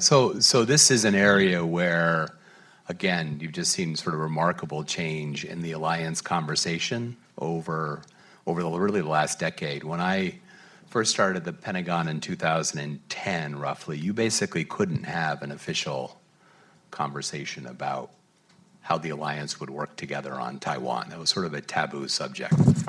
And it's still very sensitive, but there's much more open, I think it's fair to say, discussion and focus within the alliance on the risk of a cross-strait conflict and how the United States and Japan might need to work together to respond to such a conflict. And Japan has become much more outspoken about its interest in stability, peace and stability in the cross-strait dynamic, and calling for the peaceful resolution of the divide. And that also is new. I believe that the joint statement that President Biden and Prime Minister Suga issued in April of 2021 was the first time we had specific reference to Taiwan in a leader level statement. So the ability to the mutual focus on this situation is one that affects our interests directly. Common recognition of that, and as I said, the alliance conversation is much deeper than it's ever been. I do think it's important to understand nuance here. I don't think the United States and Japanese perspectives on the Taiwan problem are exactly identical. The United States has the Taiwan Relations Act, long history, legal obligations that define our interests in a certain way. That is not the case in Japan. And so I think the process for Japan of thinking through what are its interests in the event of a crisis, what should it be willing to do to defend those interests, and how much should it be prepared to work directly with the United States, I think that's still very much a debate. And so I think is also part of the future of the alliance discussion. I think there's sometimes, I think, what I see is perhaps a tendency to oversimplify Japan's perspective on the cross-strait dynamic, and there's more nuance to it than I think is commonly appreciated. But this is clearly the topic of the day in the alliance. Great. Thank you. So you've all been incredibly patient. If you have a question, please raise your hand, and I believe there is a microphone that is roaming. Let me start with the gentleman in the back. Hi, hello, my name is Nicholas Velez. I'm a student at Johns Hopkins SAIS. Thank you for the lovely discussion. This question is directed towards Mr. Johnstone, especially considering your long career in the CIA. I was interested in knowing what your thoughts are on U.S.-Japanese intelligence sharing. Do you think the alliance is adequately cooperating in this field, or do you think they need to increase efforts in their cooperation? Thank you. Thanks. Obviously, a somewhat sensitive topic that you can't say a whole lot about publicly. Look, I do think the intelligence relationship is an area that could be stronger between the United States and Japan. In fact, I think basically the trajectory that Japan has announced in terms of the defense capabilities it intends to acquire, there's also a strong part of the NSS that talks about strengthening intelligence, I think puts on the table for the allies the need to really think about how to deepen our intelligence sharing, information sharing relationship. There's a lot of chatter about should Japan become a member of Five Eyes. I don't think that that's necessarily the right way to think about it, but I do think we ought to, as allies, develop a roadmap for getting the U.S.-Japan intelligence and information sharing relationship to an equivalent status of information sharing. And I think that roadmap does not really exist today. There's some areas of our information sharing relationship that are very deep, others that are much less so. But I think as Japan sort of embarks on this new trajectory, and I think is clearly cementing its status as the most important U.S. ally in the Indo-Pacific, we need to think differently about the information intelligence sharing relationship and develop a roadmap for deepening it. Yes, let me take two together. If we can take the gentleman here and the lady here. Thank you for the discussions. Because of work and exchange student from Japan currently learning in George Washington University. I have a question directed to Mr. Johnston about the security cooperations between Japan and the United States, particularly about command and control. What we see, I think, is increasing recognitions about the importance of the kind of jointness in the command and control. But what we couldn't see so far, from my perspective, is the kind of the indications of the actual discussions ongoing about how to do that. Like there is no like announcement about ongoing discussions to revising the guideline. So my question is that what is the kind of honest expectations from the United States perspective about like how to improve the jointness of the command and control, and what will be the challenge, like kind of like divergence of interest from Japan and United States hindering the improvement of the jointness between the command and control. Appreciate the comment. Thank you. Okay, if you could hold that thought, Chris. We will take the lady front. Thanks. Hi, my name is Serena Waters, and I work for NEC. And my question's kind of related to intelligence sharing, but in terms of how that impacts defense industry cooperation, and if there's any discussion on how that can be modernized too between the two countries. I think that, the information sharing and security clearance differences, and also U.S. views of challenges with engaging in kind of Japanese bureaucracy and how slow it can be sometimes, slows down defense industry cooperation. So I'm just curious if there might be any opportunities for different ways to engage in that in the future. Thanks for those questions. On the first one, one initiative that Japan announced as part of its national defense strategy is the stand-up of a joint operational command for the self-defense forces, separate from the existing Joint Staff Office. I think that's a very welcome change. I think it's frankly long overdue. I think the details of that, in terms of when it will be established, how it will be staffed, where it will be located, there's a lot that's TBD, but very welcome. And I think that the stand-up of that command invites a question on the U.S. side about what our command structure should look like in Japan. Today, there is no joint U.S. operational command in Japan. All the services, the U.S. Forces Japan, of course, exists, but it does not have operational command over all forces in the country, or even a component of them. We need to rethink that, I think, so that as Japan stands up this joint operational command, there's truly a counterpart in Japan to work more closely with it. The future of the U.S.-Japan alliance, I think, is going to be much more operational, much more like a traditional alliance than it has been in the past. And I think that compels us to think through, on the U.S. side too, what is the structure that we need in place to interact with Japan as it goes down this path. On defense, and do you want to take the... No.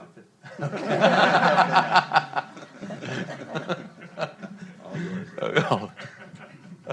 Okay, all I will say on the defense industry piece is I think this also is an underdeveloped muscle in the U.S.-Japan alliance, right? There are very few, if you look back historically, very few examples of successful U.S.-Japan joint cooperation on military capabilities. There's some really important work we did together on ballistic missile defense. We developed an interceptor together that is very much sort of central to sea-based missile defense, but that's kind of the only example. So I think this is also part of the agenda for the future. And I think on the U.S. side, there probably needs to be more focus on identifying areas of potential cooperation in development of next generation capabilities. On the Japanese side, I think there's a whole agenda related to clarifying export rules, further loosening of the constraints that Abe began to loosen in 2014, but are still very much in place. Basically, sort of sending a clearer signal to the defense marketplace in Japan that exports, international cooperation are a significant priority. I think there are plans afoot to do that, but this defense industry agenda is also a really important one for the allies. Thanks. Great. One more question? Okay. All right, so we have two more hands. Let's take them together.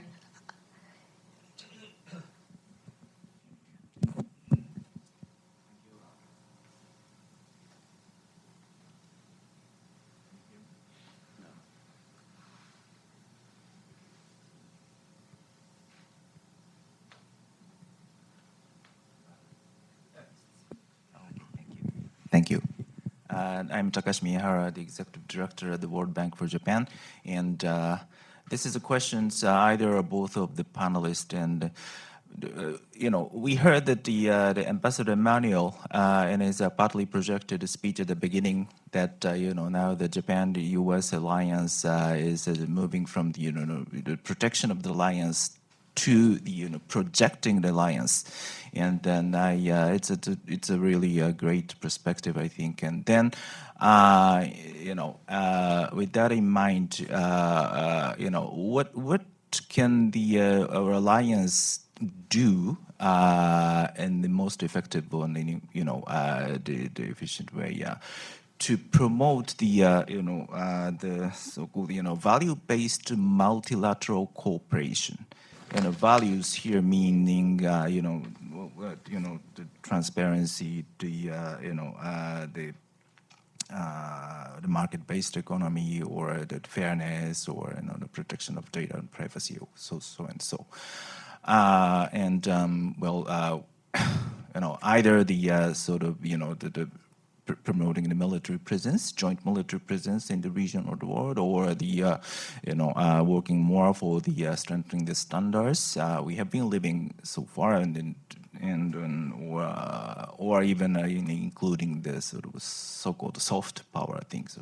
What are the views of yours that we should focus first of the things? Thank you. Right, thank you. And I think there's one more and then we'll wrap it up.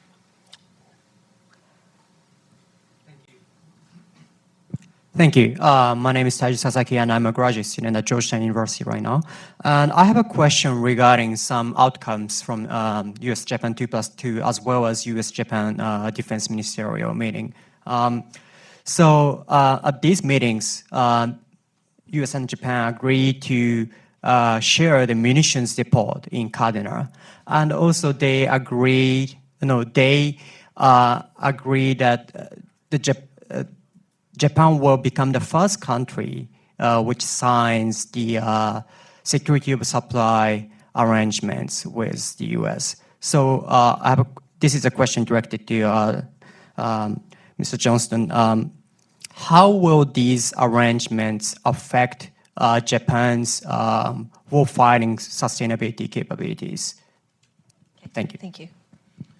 Well, I'll start on the first part of Miyahara-san's good question about projecting together our alliance. As I said, Article 2 talks about doing that, and so we're going back to basics there.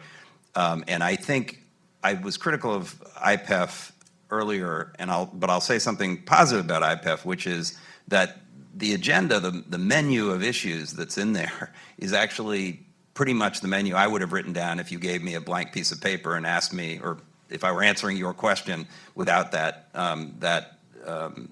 list of topics. I would say the U.S. and Japan should be promoting trade, should be promoting digital rules, it should be promoting resilient supply chains, decarbonization and clean energy transition solutions, anti-tax and anti-corruption and tax,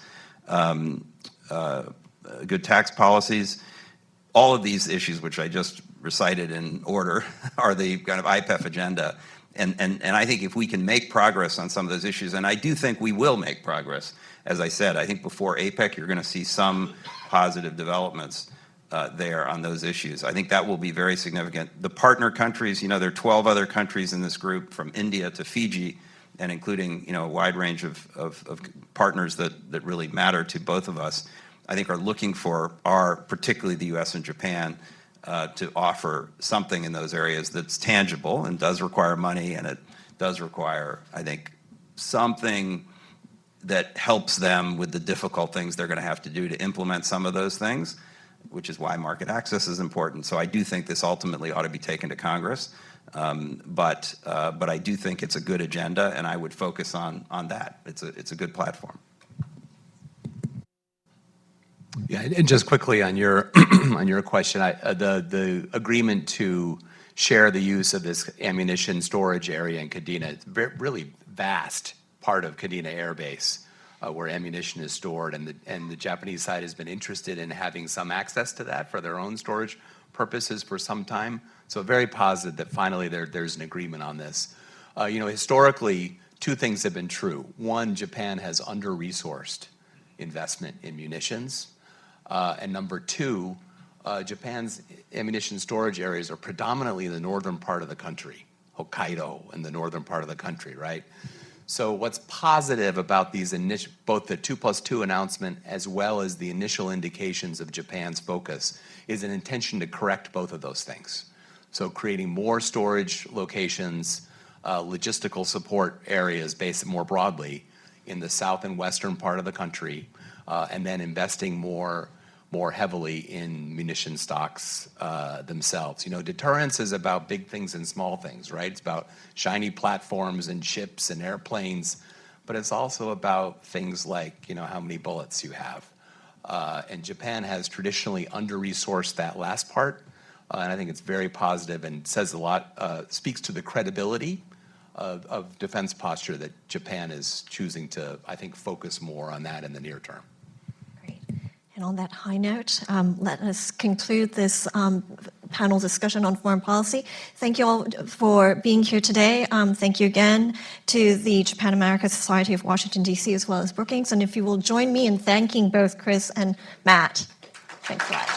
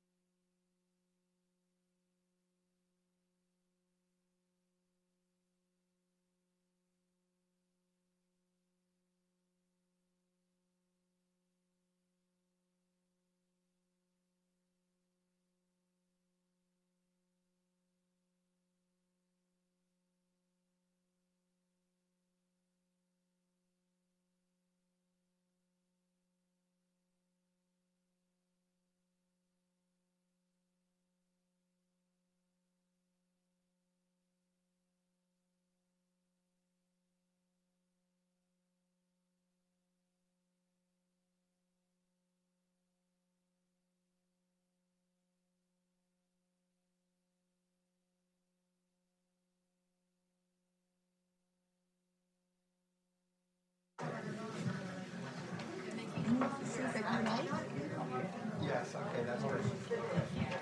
Yeah, I can see.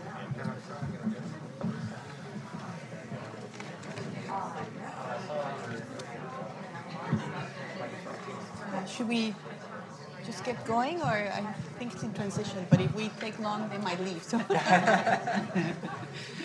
Hello, everybody. So we're ready to continue. It's time for our last panel on domestic issues. I'm delighted to be moderating this session. As you know, there had been some adjustments in terms of the lineup. Unfortunately, Sheila Smith is ill today. So Tobias Harris very kindly and really very quickly agreed to jump in and provide some brief remarks on domestic politic trends. And the other issue that we've had today to deal with is, of course, the internet connection or lack thereof, and therefore we're not able to have Dr. Jennifer Scleriou, who's an expert on energy and environmental policy. And unfortunately, then we will not be covering the energy security angle as we had planned to do, but we're going to cover in depth domestic politics and economic policy, and very much reflecting the spirit of what the panelists in the previous session said. We want to talk about the interaction between economics and politics. And there's so much to cover. Let me just give you a little bit of a highlight of, I think, some of the important trends to keep your eyes on. First of all, domestic politics in Japan are shifting in an important way. We came out of a very long and stable administration of Prime Minister Abe, and then, of course, the tragic assassination of Prime Minister Abe last year. And that has impacted Japanese politics, that has shocked Japanese society, and we're still seeing many of these repercussions. So making sense of these developments and how that they have affected the course of Japanese politics is an important element. We also have to pay attention to the challenges and opportunities that the Kishida administration faces in implementing its domestic program, and of course in keeping good discipline within the party and managing relations with the coalition partner Komeito are also important issues. There's going to be an important election in April, a unified local election, and that may take the temperature on where Japanese politics are heading. And then on economics, and Randall has his work cut out for him, I think, because we're all keeping an eye on what's happening in Japan on monetary policy, for example.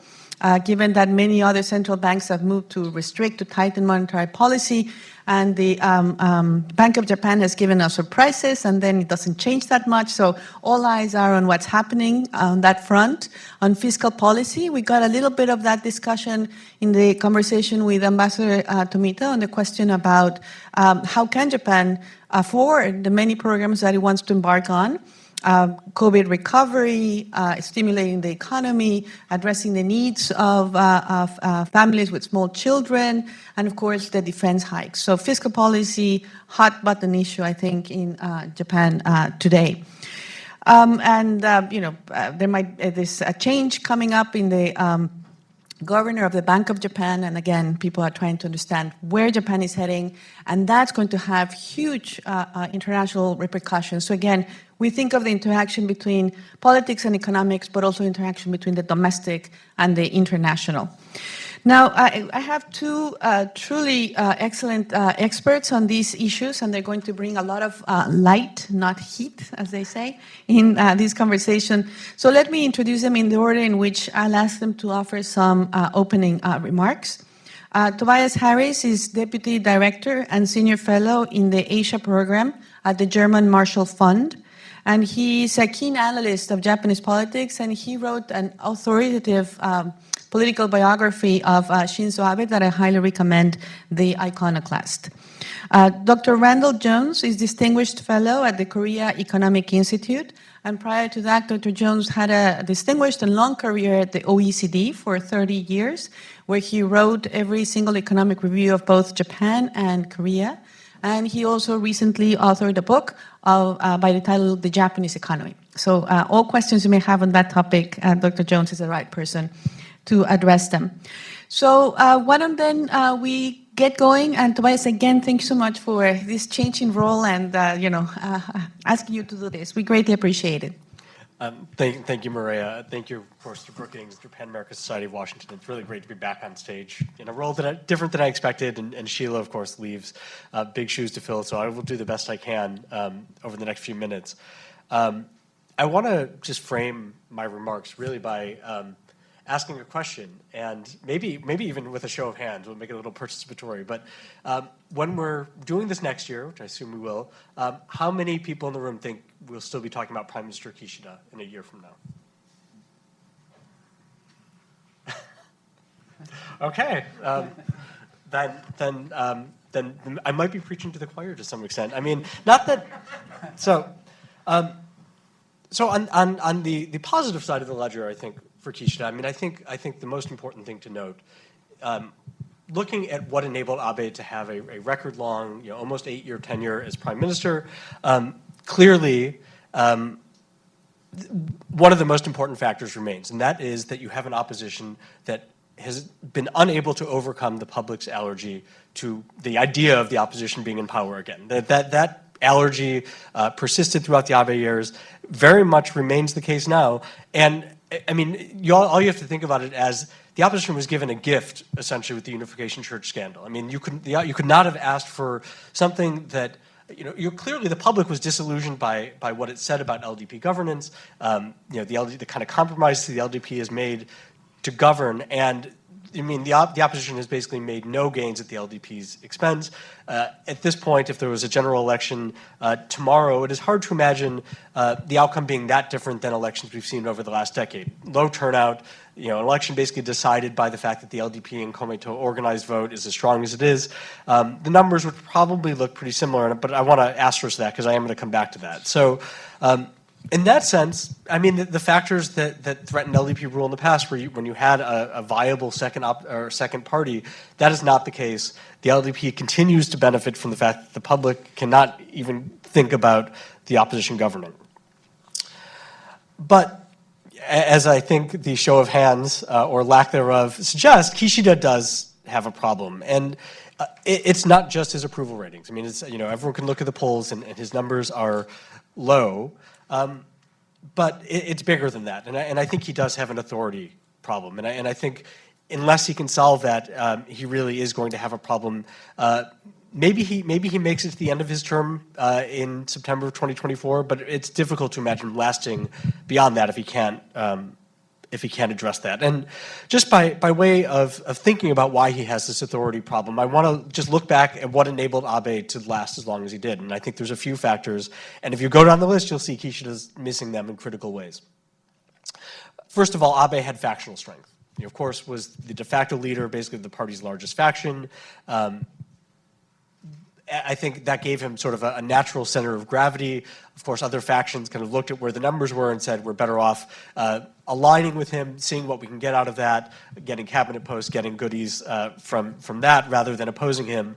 And so he started from a position, and of course, by contrast, Kishida's, his own faction is one of the party's smallest. He has to look to the Abe faction, has to look to other factions to kind of build a coalition to support his premiership. That was how he won it in the first place, and it's a continuing challenge for him. Second, Abe had, I think you could say, he had ideology. He was the leader of the LDP's kind of strongest, largest ideological tendency. He had long coattails as a result of that. Of course, when you look at who was elected in 2012 and 2014, you had these younger, kind of more conservative LDP members who came along, and they owed their jobs to him. There was a degree of loyalty to him personally. Of course, he had, I think, a pretty strong cadre of lieutenants and people who were personally loyal to him, who he had supported them, pulled them along, and they were loyal to him. And that also extended, I think, to the upper reaches of the party. So you had people who were personally loyal to him, who wanted to see him succeed, who stayed close to him. Kishida, again, has none of those things. And in fact, he has, I think, a right wing that has been willing to lend their support to him, but also they don't entirely trust him. They don't entirely trust the people around him. Of course, look at what right-wing magazines are saying about Foreign Minister Hayashi, for example. So there's this. He doesn't have that is not a bedrock of support. And I think that also extends then when we think about his public support, where Abe, of course, is a very polarizing figure. He remained that after his life. As we saw, sort of the debate around the state funeral for him. But it also, I think he had passionate supporters that gave him, I think, a floor of support that he ultimately didn't break. I mean, Kishida is lower than where Abe ever went, even at sort of the hardest moments that he had. Kishida does not have a floor like that. Kishida, maybe he doesn't arouse strong passions one way or another, but that also means there's no telling how low his support can go. And meanwhile, he hasn't nearly done enough, I think, to appeal to independents, which Abe actually, through policy achievements, I think, had won enough independents to bolster his support as well. And so all of that means that Kishida, his authority, both nationally but also critically within the LDP, is limited. He does not have the sort of sources of strength that he can appeal to when he wants to get things done.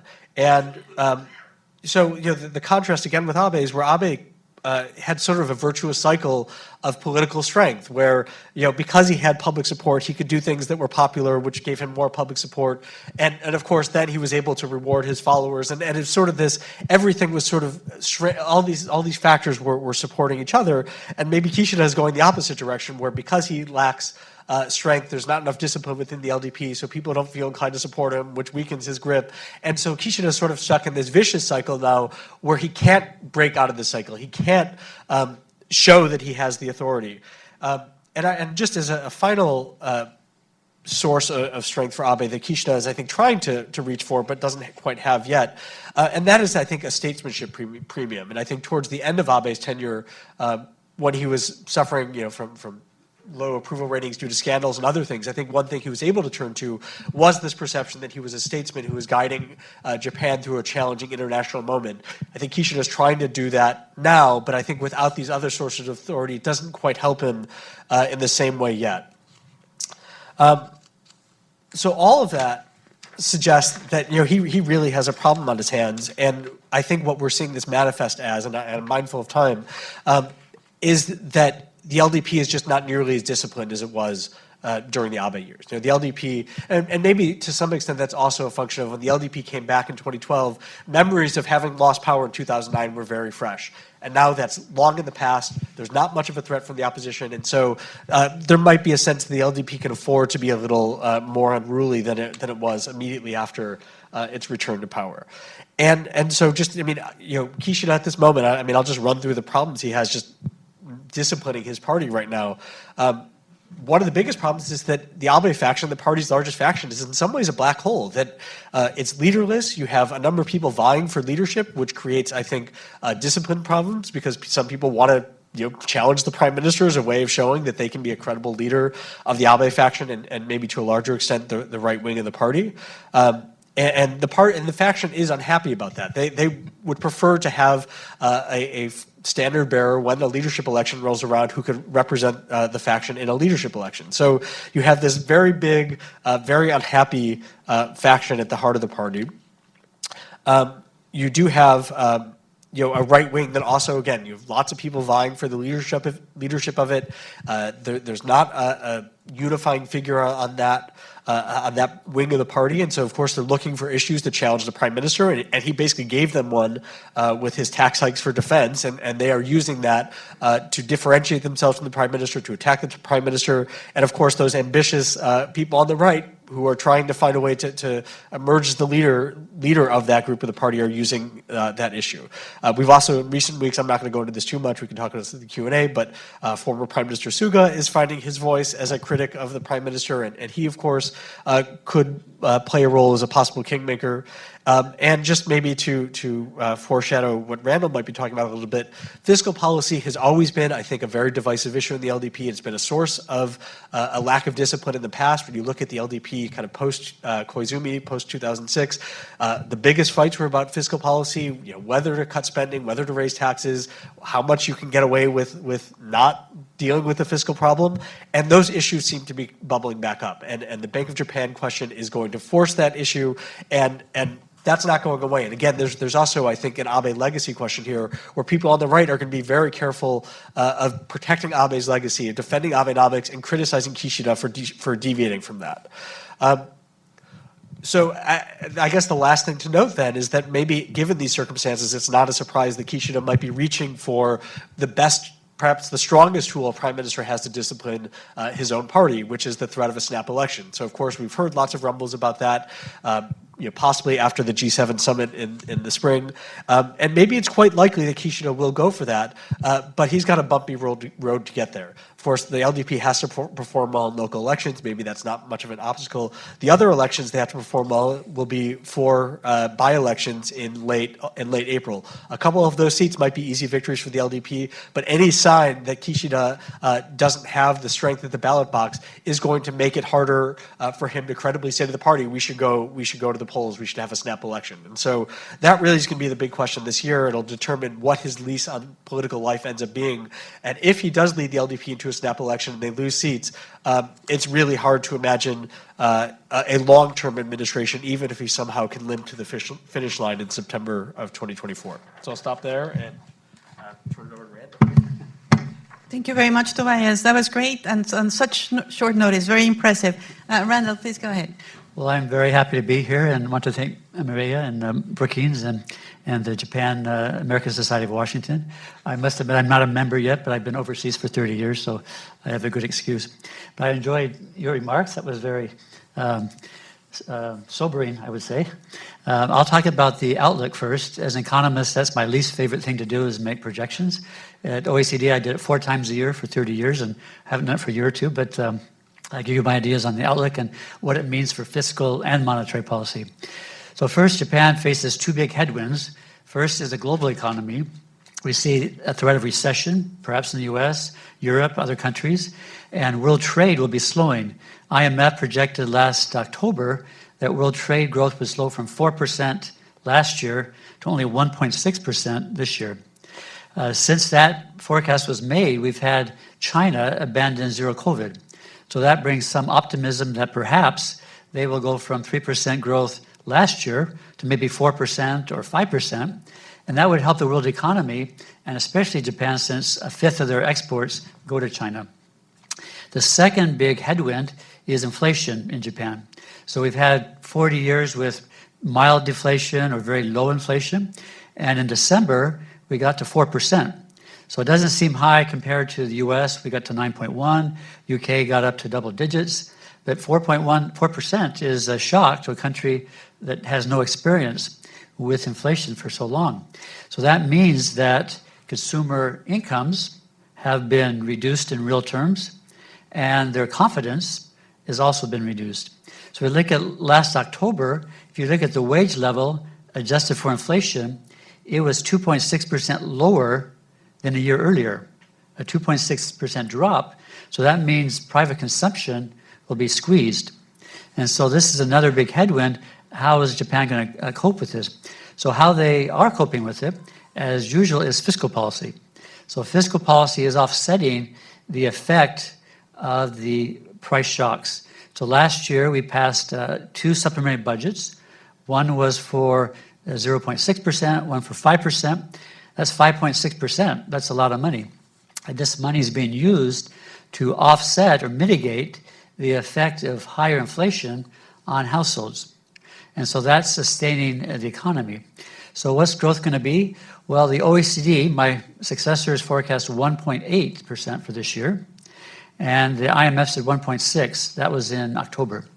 I'm a bit less optimistic, partly because the wage story, to me, is still a worry.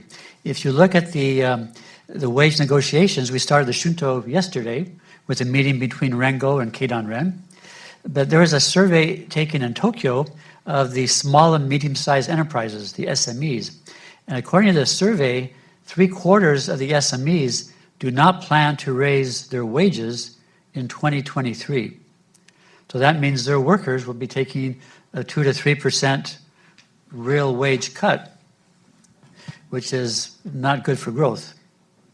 And 66% of Japanese work at SMEs. So if the SMEs aren't going to give wage increases, that's a real damper on the economy.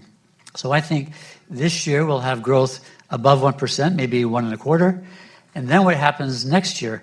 Well, it depends on fiscal policy. Will we have another supplementary budget, another 5-6% of GDP? Well, it's getting more difficult because, as Tobias mentioned, the fiscal situation is getting more and more grim. And I wrote down something that the Minister of Finance, Mr. Suzuki, said yesterday in the Diet. He said, Japan's public finance situation has become increasingly severe to an unprecedented degree as we have compiled supplementary budgets to respond to the coronavirus and similar issues.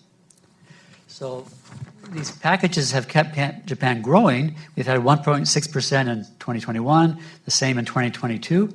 But we can't keep doing this forever because the red ink is piling up.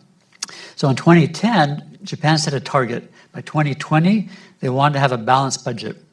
2018, they said, we're not going to make it. Let's push it back to 2025. Here we are, 2023. We forecast that the deficit this year will be 6% of GDP. It's very hard to go from -6 to 0 in 2 years without throwing the economy into a deep recession. So from my point of view, the 2025 target is basically not relevant at this point. So the question is, the LDP needs to get together and decide what they're going to do about it. And as Tobias said, there's many different views. Abe had the power to put through 2 tax hikes, but when he left, before he left, he said no more. 10% is the limit on consumption tax. So where do we go from there? If we look at the debt level, we're up to 250% of GDP. A figure that when I was starting my job at OECD, we would have thought that's impossible. 60% is Maastricht criteria. How do you get to 250? That means that the debt is 2.5 times the size of the Japanese economy. But the problem is hidden because interest rates are so low. The Bank of Japan has yield curve control, which targets a 0 interest rate on 10-year government bonds. So how much interest do they actually pay? It's only 0.5% of GDP is interest payments. In the US, we pay 3%. We have only 120% of debt, but we pay 3% because we have higher interest rates. So we're getting nervous because as we see the Bank of Japan starting to see the light at the end of the tunnel and the end of QQE and yield curve control, that implies we could have a significant rise in interest rates. So if interest rates went up by 1 point, that implies that the interest payments would rise by 2.5% of GDP. That increases the deficit by 2.5% every year. What if it goes up 200 basis points? Well, that's 5% of GDP. So you can see why people are starting to see this is the problem that we've worried about for years and it's getting closer.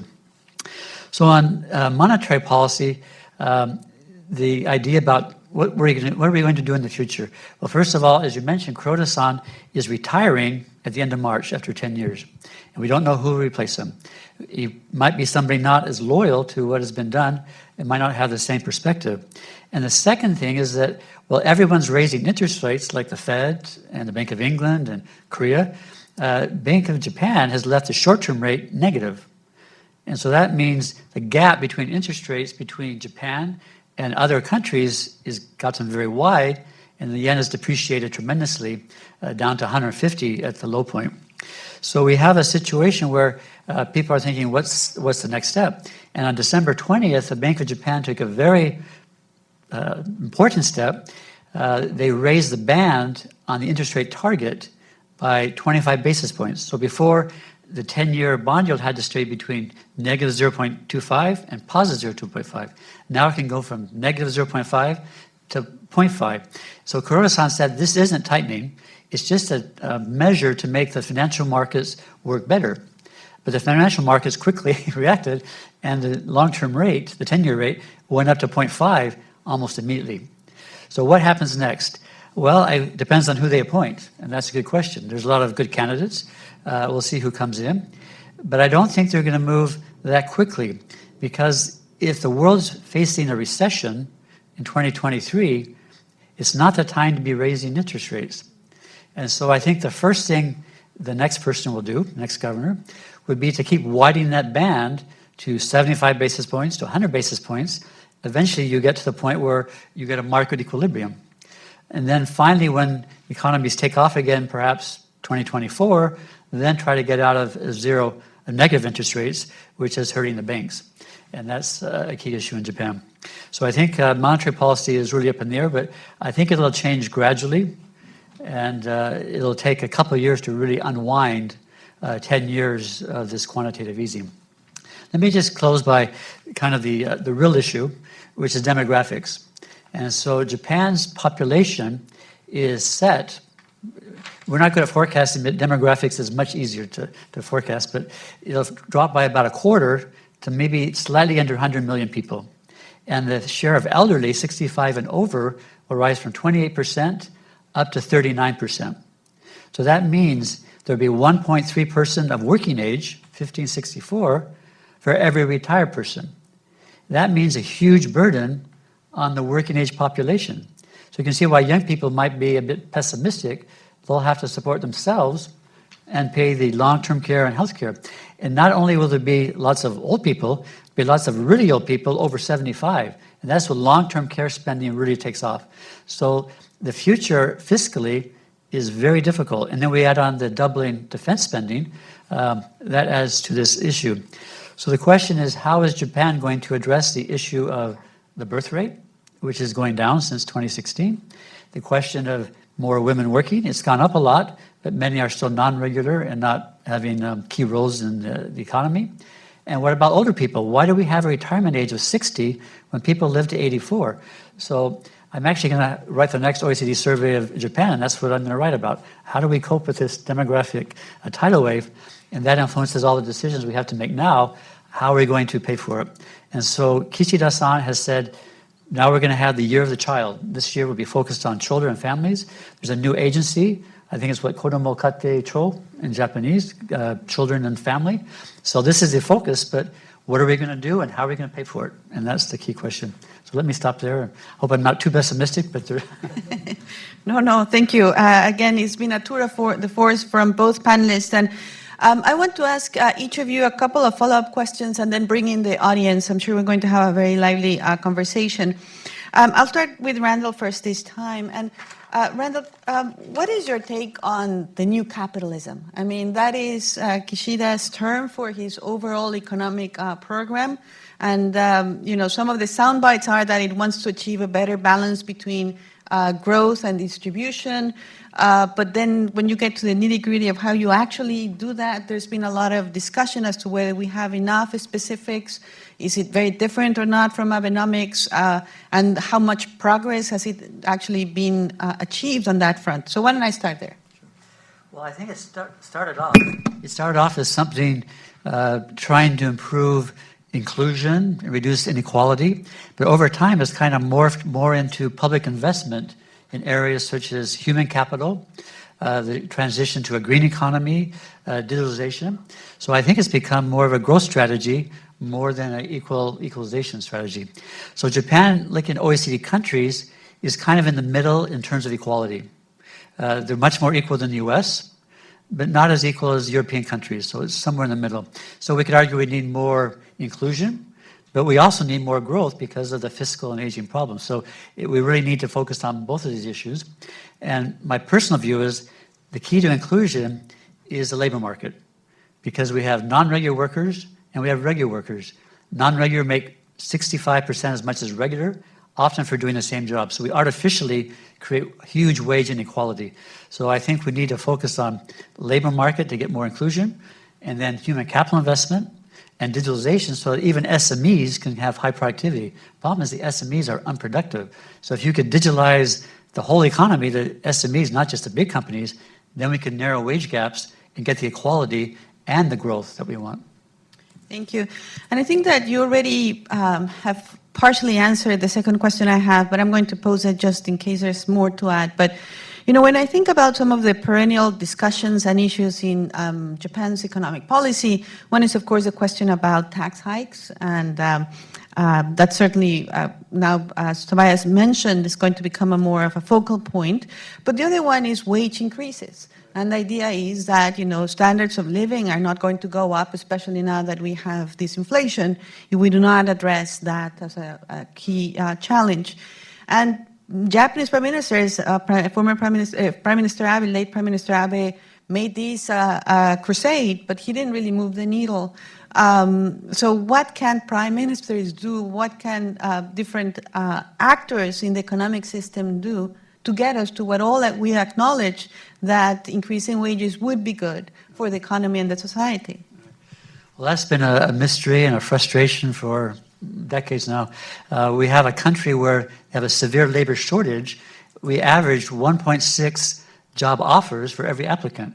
And in most economies, that means wages would be going up very, very fast. And so Abe-san, when he was prime minister, he would say, we want 3%.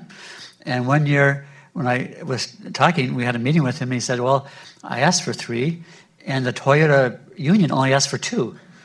Why don't they ask for 3? And so Toyota, out of the goodness of their heart, said, we'll give you 2.5. But they didn't get 3. And last year, Kishida-san said, we want 3. Well, the problem is when I go to Rengo, I said, I remember before I even knew where Japan was, basically, the workers used to fight during Shunto to get higher wages. What happened to your militant attitude? And they basically said, we just want to keep our jobs. You know, we're happy with a stable, secure, stable job more than pushing for the wage increase. So I think there's a real disconnect. People aren't fighting for that extra money. I think one of the problems is we've cut the corporate tax, and the corporate sector, which used to be a borrower, is now a source of a huge cash stock. They stash the cash, as the IMF said once. So we've got to get the money out of the corporations and give it to the workers, give it to the shareholders, and not have it be held by the banks, by the corporations for security. They realized what happened in 97, 98, when the banking crisis hit. It's good to have this large cash reserve, but now it's really holding the economy back. So I think that goes back to corporate governance. If you're a shareholder in a company, why are they just sitting on cash? You could do that yourself. They should be investing that in their own company to make more profits. So I think it kind of goes back to corporate governance. Even if the union, even if Rangos can act like they don't care about money, I think the corporate governance system has to force the corporations to recirculate the money that's piling up in the corporate sector. Thank you. Very interesting. Tobias, I don't know if you'll agree with this assessment, but I would posit that the tragic passing of Prime Minister Abe fundamentally altered the fate, the trajectory of the Kishida administration. And for one reason that you alluded to in your presentation is that obviously now the Abe faction is leaderless and it's harder to get coordination. And one thing that we saw before these tragic events was that if Kishida could get Abe's support on some issues, then the party was behind it. And it was a better oiled machine, so to speak. But the other element that you also alluded to is, of course, what has happened with public opinion since, and the fact that there's been a loss of trust because of the relations of the Unification Church ties with politicians. And, you know, it's been hard for the Prime Minister Kishida to regain that trust. And there have been some measures adopted to try to have a more thorough understanding of what the Unification Church is, how it operates, to provide recourse to the victims. But it's notable that when Prime Minister Kishida started, his opinion level polls were very high, and they're now quite low, in the danger zone, so to speak, of below 30%. One way to get a more disciplined party is to improve on your public support levels, because then that makes you a more powerful leader of the party. So how do you think Prime Minister Kishida could regain the trust of the voter when it comes to the Unification Church issue or other items that are hindering this process? Well, the first part of that, I think, of your question, I think was spot on. I mean, I think, and you saw this, that Abe, on the one hand, was a source of rightward pressure, and there were a number of issues where he was really leaning on the prime minister to, he of course had found his voice as an advocate for a harder line on China, and of course was pressuring on that front. And we saw his ability to set the policy agenda when he out of nowhere started talking about nuclear weapons, and then everyone had to talk about that. I mean, so he had an agenda-setting power, but it was true. He was because he could impose discipline on his part of the party, Kishida could basically say, let's talk this out, and that was a source of stability that is clearly lacking, and it is something that I think has hurt Kishida. I think on the unification church issue, I mean, to some extent, he just missed his chance. I mean, in some ways, the window has closed. I mean, they passed the legislation, and that might at least quiet that as an issue, as sort of a going concern that people are really focused on. But you could imagine maybe a more nimble politician using that to win public support by saying, I'm going to clean out my own party. And to some extent he did, and called for an accounting, but it was never, it was never, I'm going to seize this opportunity, particularly because the concentration of those connections was often on the right wing of the party. And so maybe a more secure leader, a leader who had maybe better factional numbers behind him, might have said, we've got a clean house, and would have had the public behind him on an issue like that. And he was so almost caught completely off balance by it and wasn't able to find his footing on it and to really use it to his advantage, and seemed constantly behind the news. And so the revelations about this prominent LDP member would come out, and he was just sort of constantly playing catch up. And then finally, by December, you get this legislation passed, and they can say, we're going to provide restitution to the victims. But I mean, it seemed that at that point, the damage had been done. The revelations of years of the LDP basically looking the other way as people were victimized by the unification church. I mean, at that point, any chance of turning that to his advantage, I think, had passed. And so this was just, I mean, and maybe that just tells you about him as a politician, that you're sort of maybe lacking a certain boldness, to take a risk. I mean, it would have been a risk because he, sort of would have had to go out on a limb, and you would have had to basically say, I'm gonna gamble that I can get the public behind me and use that as a weapon against members of my own party, but you just couldn't do it. Thank you, Tobias. And my last question to you before I open up to the public, and this is like a big picture meta question, so if you don't think it's a good question, disregard it. But, when we talk about how long can the Kishida administration last, I think in the back of our mind, we're all thinking, is Japan reverting back to these short-term prime ministerships, the revolving door of prime ministers? Prime Minister Suga didn't last more than a year. And now the question is if Prime Minister Kishida can last longer and serve his full term, or according to analysis, the chances of another term are unlikely. But I think it's interesting also to point out, or to ask, the big question is, how much would that affect the overall trajectory of Japan in foreign policy or in economic policy? And I ask this question because other countries that are politically polarized, like the United States or South Korea, if there was indeed a change in government and party, which is not the case in Japan, if they say a Republican follows a Democrat, or if there's a change in South Korea, you have very different worldviews coming from these different governments, and that could mean a very different take on how you solve the national problems, how you conduct diplomacy. It seems to me that in Japan there's a fair degree of consensus in overall policy direction.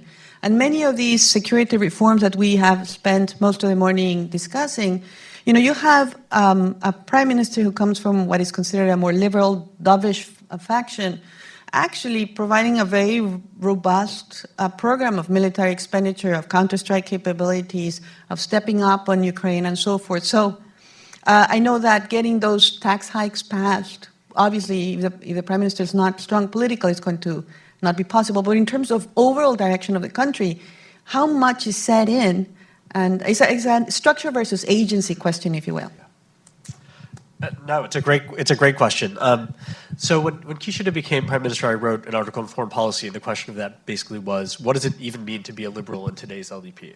And I think what we've learned over the last year plus is actually not that much. The LDP, there was 30 years basically between prime ministers coming from the Kochika, the LDP's more liberal, dovish faction. And in those 30 years, the LDP has become a much more ideologically uniform conservative party in broad strokes. I think maybe there's differences in style, and certainly on the security questions, on the foreign policy questions. And on top of that, Abe really did develop something of a blueprint for Japan's way to navigate the world. And so barring a major change in U.S. foreign policy or a major change in direction in China, I mean, the direction seems to be set. And in some ways, for all the talk about what was new in the national security strategy last month, I mean, there were a number of things. The overall pattern was very much similar to the 2013 national security strategy that we saw from the Abe government. And so, I mean, prime ministers are clearly following a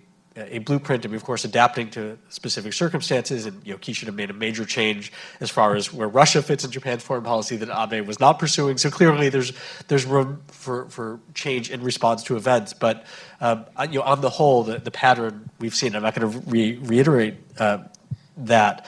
I think what we are seeing is that there actually is maybe much more dissensus on economic policy. That while it looked, I think the LDP was much more tolerant of fiscal dovishness during the Abe years, that maybe we might be seeing a reversion to at least a more divided party on those questions.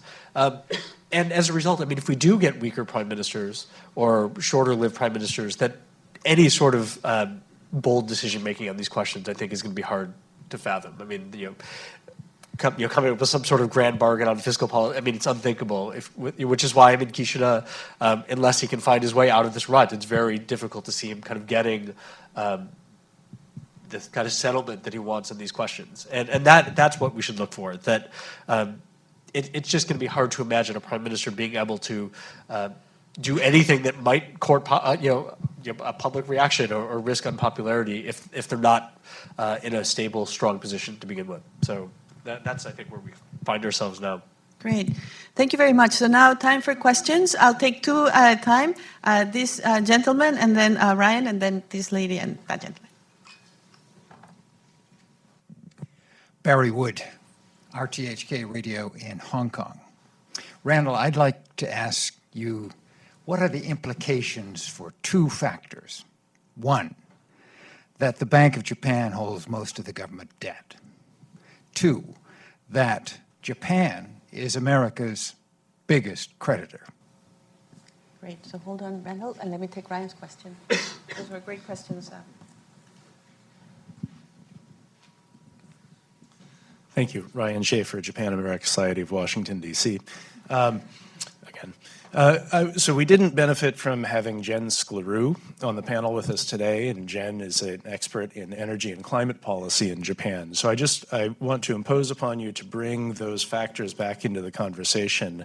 And I don't want to frame too much the question, but I would note that if 10 years ago we were looking at the reality of a prime minister that was forward-leaning overtly on nuclear power, I think that would be a stunning development. But it didn't even come up in conversation today, which is pretty amazing.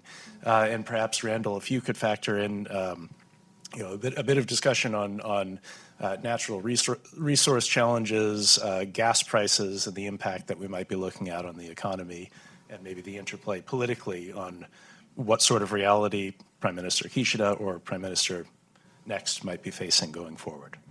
Great. Thank you very much. So maybe we'll start with you, Randall. Okay. So on the first question. First question. The Bank of Japan, as I understand it, is half private, half public, and they're facing a very big shock as the bond market normalizes. And so sometimes I visit the bank, there's a feeling that if they have to be recapitalized, they might lose some of their independence. There's a fear but then you don't want a central bank conducting monetary policy based on what's good for them, what's good for the country. So I think the Bank of Japan will have a challenging time, and there might be a new government Bank of Japan agreement. The 2013 accord basically set the 2% target. People are already talking about trying to renegotiate that. Maybe 2% isn't the right number. Everyone else likes 2. Maybe 1 is better for Japan. So I think a lot of these things will have to be rethought.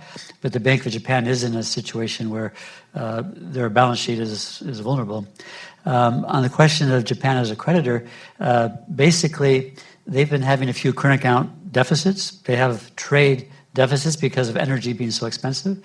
So Japan is going to be a country that is more current account imbalance, living off large inflows of investment income and a trade deficit. So they won't be the main source of funding for the U.S. red ink that we run up every year. So I think Japan is going to a more mature economy where trade deficits, large investment income because they build up this huge stock of overseas assets. On the second issue, maybe I'll just say something briefly on energy. For me, someone who's really concerned about Japan's path towards neutrality, higher energy prices are a good thing. It's accelerating the transition away from fossil fuels. And so to the extent that fiscal policy is trying to remove those price signals, that is taking away something that would help accelerate the move towards a carbon neutral society. So on the short run, you have to help families get through this difficult time. But distorting the relative price is risky because we want to make fossil fuels more expensive and make renewables and nuclear now more attractive. I'll just speak just quickly to the question of nuclear politics. Of course, we did see 2022 was a major year as far as the climate on nuclear energy policy changing. Public opinion for the first time in years was open to the idea of restarting reactors and amenable to the idea of nuclear power. Clearly, Russia's invasion of Ukraine and the impact on global energy markets was a major factor in that switch. I would say though that it's still a difficult issue for the Prime Minister to move too aggressively on, and I think there's a sense that those majorities could dissipate if it looked like the government was trying to do an end around of the regulatory structures that were put in place after 2011. And I think that's just the reality of it, that you have a regulator that is committed above all else to taking safety considerations and seismological considerations seriously. Of course, in this process, needing the buy-in of local communities, host communities. If the government said, we're going to steamroll over all of that because we need to get reactors online, I think you would see support drop off again pretty quickly. So it's difficult. And I think there's the door is more open to the idea of nuclear energy as being part of Japan's energy mix, of course, not only when it comes to restarting reactors, but I think making the development of next generation nuclear technology as part of the government's ambitions for climate policy are clearly now in the mix. Clearly this is something that the government can put money towards. And I think over the longer term, of course, you've had, energy security has been paramount for a long time, but I do think there is a desire to try to find a balance between energy security and climate considerations. And I think, we shouldn't underrate the extent to which the shift that happened sort of leading up to Suga's announcement of a 2050 zero emissions target, and then sort of the changes that resulted from that were meaningful. METI went from, I think, being a major skeptic about the idea of climate as a growth opportunity to being fully on board with the idea of green growth. And so I think they're still figuring out what exactly that means and how to get those investments. But I don't think you have the same obstacles that you saw in the past. And so, in that sense, and again, if the price situation might encourage more on that front. And nuclear, I think, will have a place in that. In a way, it's more secure as part of Japan's portfolio than I think we could have said a year or two ago. So, in that sense, a lot of questions still to answer, but that much seems assured. Thank you. So we have two more questions. This lady in the front, and then that gentleman. So the mic is coming to you.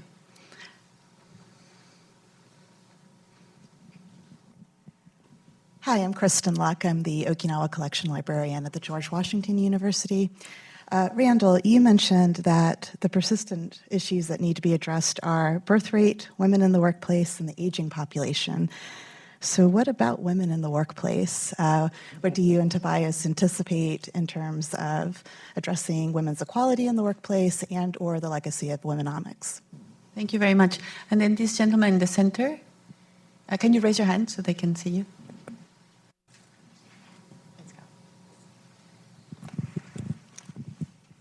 Hi, I'm Rintaro Nishimura. I'm a graduate student at Georgetown. I'd like to ask Mr. Harris a question about the road ahead towards the LDP leadership election next year.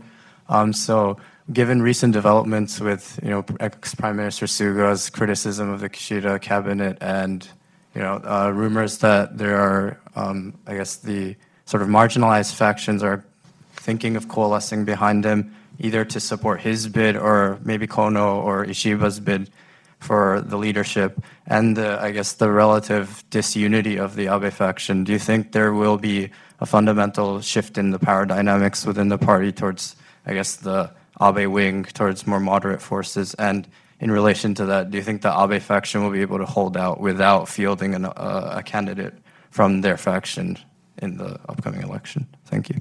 Thank you very much. Great set of questions. I just want to tell our panelists we're almost at time, so if you can keep your answers concise, that'd be great. On the question of women and the birth rate, the female employment rate in Japan is actually quite high now. So it used to be 60%, now it's 71%, because the labor shortages have brought women into the labor force. The problem is the quality of the employment. So more of them are non-regular, which means part-time, fixed term, making low wages. And so you tend to find a phenomenon where more educated women are less engaged because these are menial jobs they don't want to have. If you look at the share of leadership in terms of management, Japan's the lowest. 10% of managers are women. Or the diet, it's only 12%. So Japan has more women working, but at a very low level, not in a position of authority. And many women still leave the labor market when they have children, and they come back as non-regular. So if you start off regular worker and you leave for 3 or 4 years to raise children, you come back, you're not. So the issue is making it possible for women to combine regular full-time jobs with a family. And that would take care of the fertility issue and the question of female inclusion and equality. And it's very hard to change because the tradition of kyoiku mama, women have a role in making sure their kids get from school to juku to todai. So it's hard to change that cultural perception. I'll take Rintaro's question in a second, but just maybe one bright spot on that is the extent to which the bureaucracy now has been open to women, and then you look at the entering classes of elite high-level bureaucrats are now increasingly, we're seeing sort of record shares of women entering the ranks of the bureaucracy, and hopefully that will just have long-term impacts just for the governance of the country, that you have a more gender-balanced bureaucracy, and of course that'll feed into the, politics down the road as people leave the bureaucracy to run for office, and so hopefully that will have knock-on effects down the road. I mean that has, I think, been an encouraging thing, and some of it is that men are now just more attracted to other, the bureaucracy is not where they want to be anymore, so now they are, those slots are open, but that hopefully that will have good benefits over time. To that kind of a shifting balance. I mean, it's a huge question, and there's not really an easy answer. I mean, it's hard to see the Abe faction holding together. Of course, now it's in this holding pattern with sort of a collective leadership. And if there's not someone who can step forward and really say, I'm the leader of the party, I'm going to run in the leadership election, I'm going to head this faction, it's certainly easy to see parts of it splitting off. And of course, when it comes to who might be viable alternatives to Kishida at this point, in some ways it's easier to think about why the liabilities of the potential candidates than that there's an obvious person waiting. And in terms of what Suga ends up doing, I mean, it's interesting. I don't think he's got another leadership bid in him necessarily. I mean, I think remarkably, given Japan's reputation for being a gerontocracy. I mean, Suga basically was the oldest prime minister ever at 71. I mean, he, I think, was tied with Fukuda Yasuo. So Japan has not generally had superannuated leaders. But clearly, I think he would like, he's sort of at the heart of this sort of reformist tendency, kind of Kanagawa-centered national conservatism, and I think would want to, someone like Kono, links to someone like Koizumi Shinjiro, and does he pull people from other factions with that view? That's what I'm curious about. That does he become sort of the center of this kind of national leadership, national over the particular, and does he use that to challenge the prime minister? I mean, that would be something to see. Thank you very much. So while I ask Ryan to come to the podium to officially close the program, can you please join me in thanking the panelists for a terrific discussion?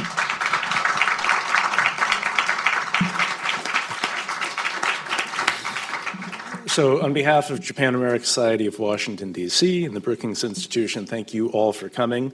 Important note, for those of you watching online, you will have seen a full version of the interview with Ambassador Emanuel. And for those of you in the audience, please do come back tomorrow at brookings.edu to see the archived version, which will include a full version of that interview with Ambassador Emanuel.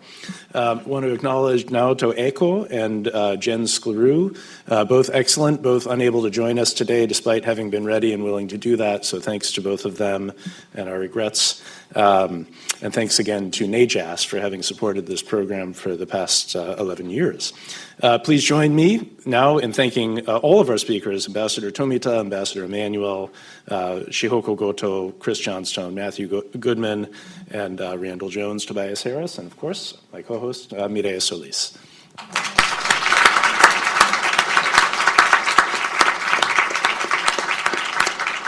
You're adjourned.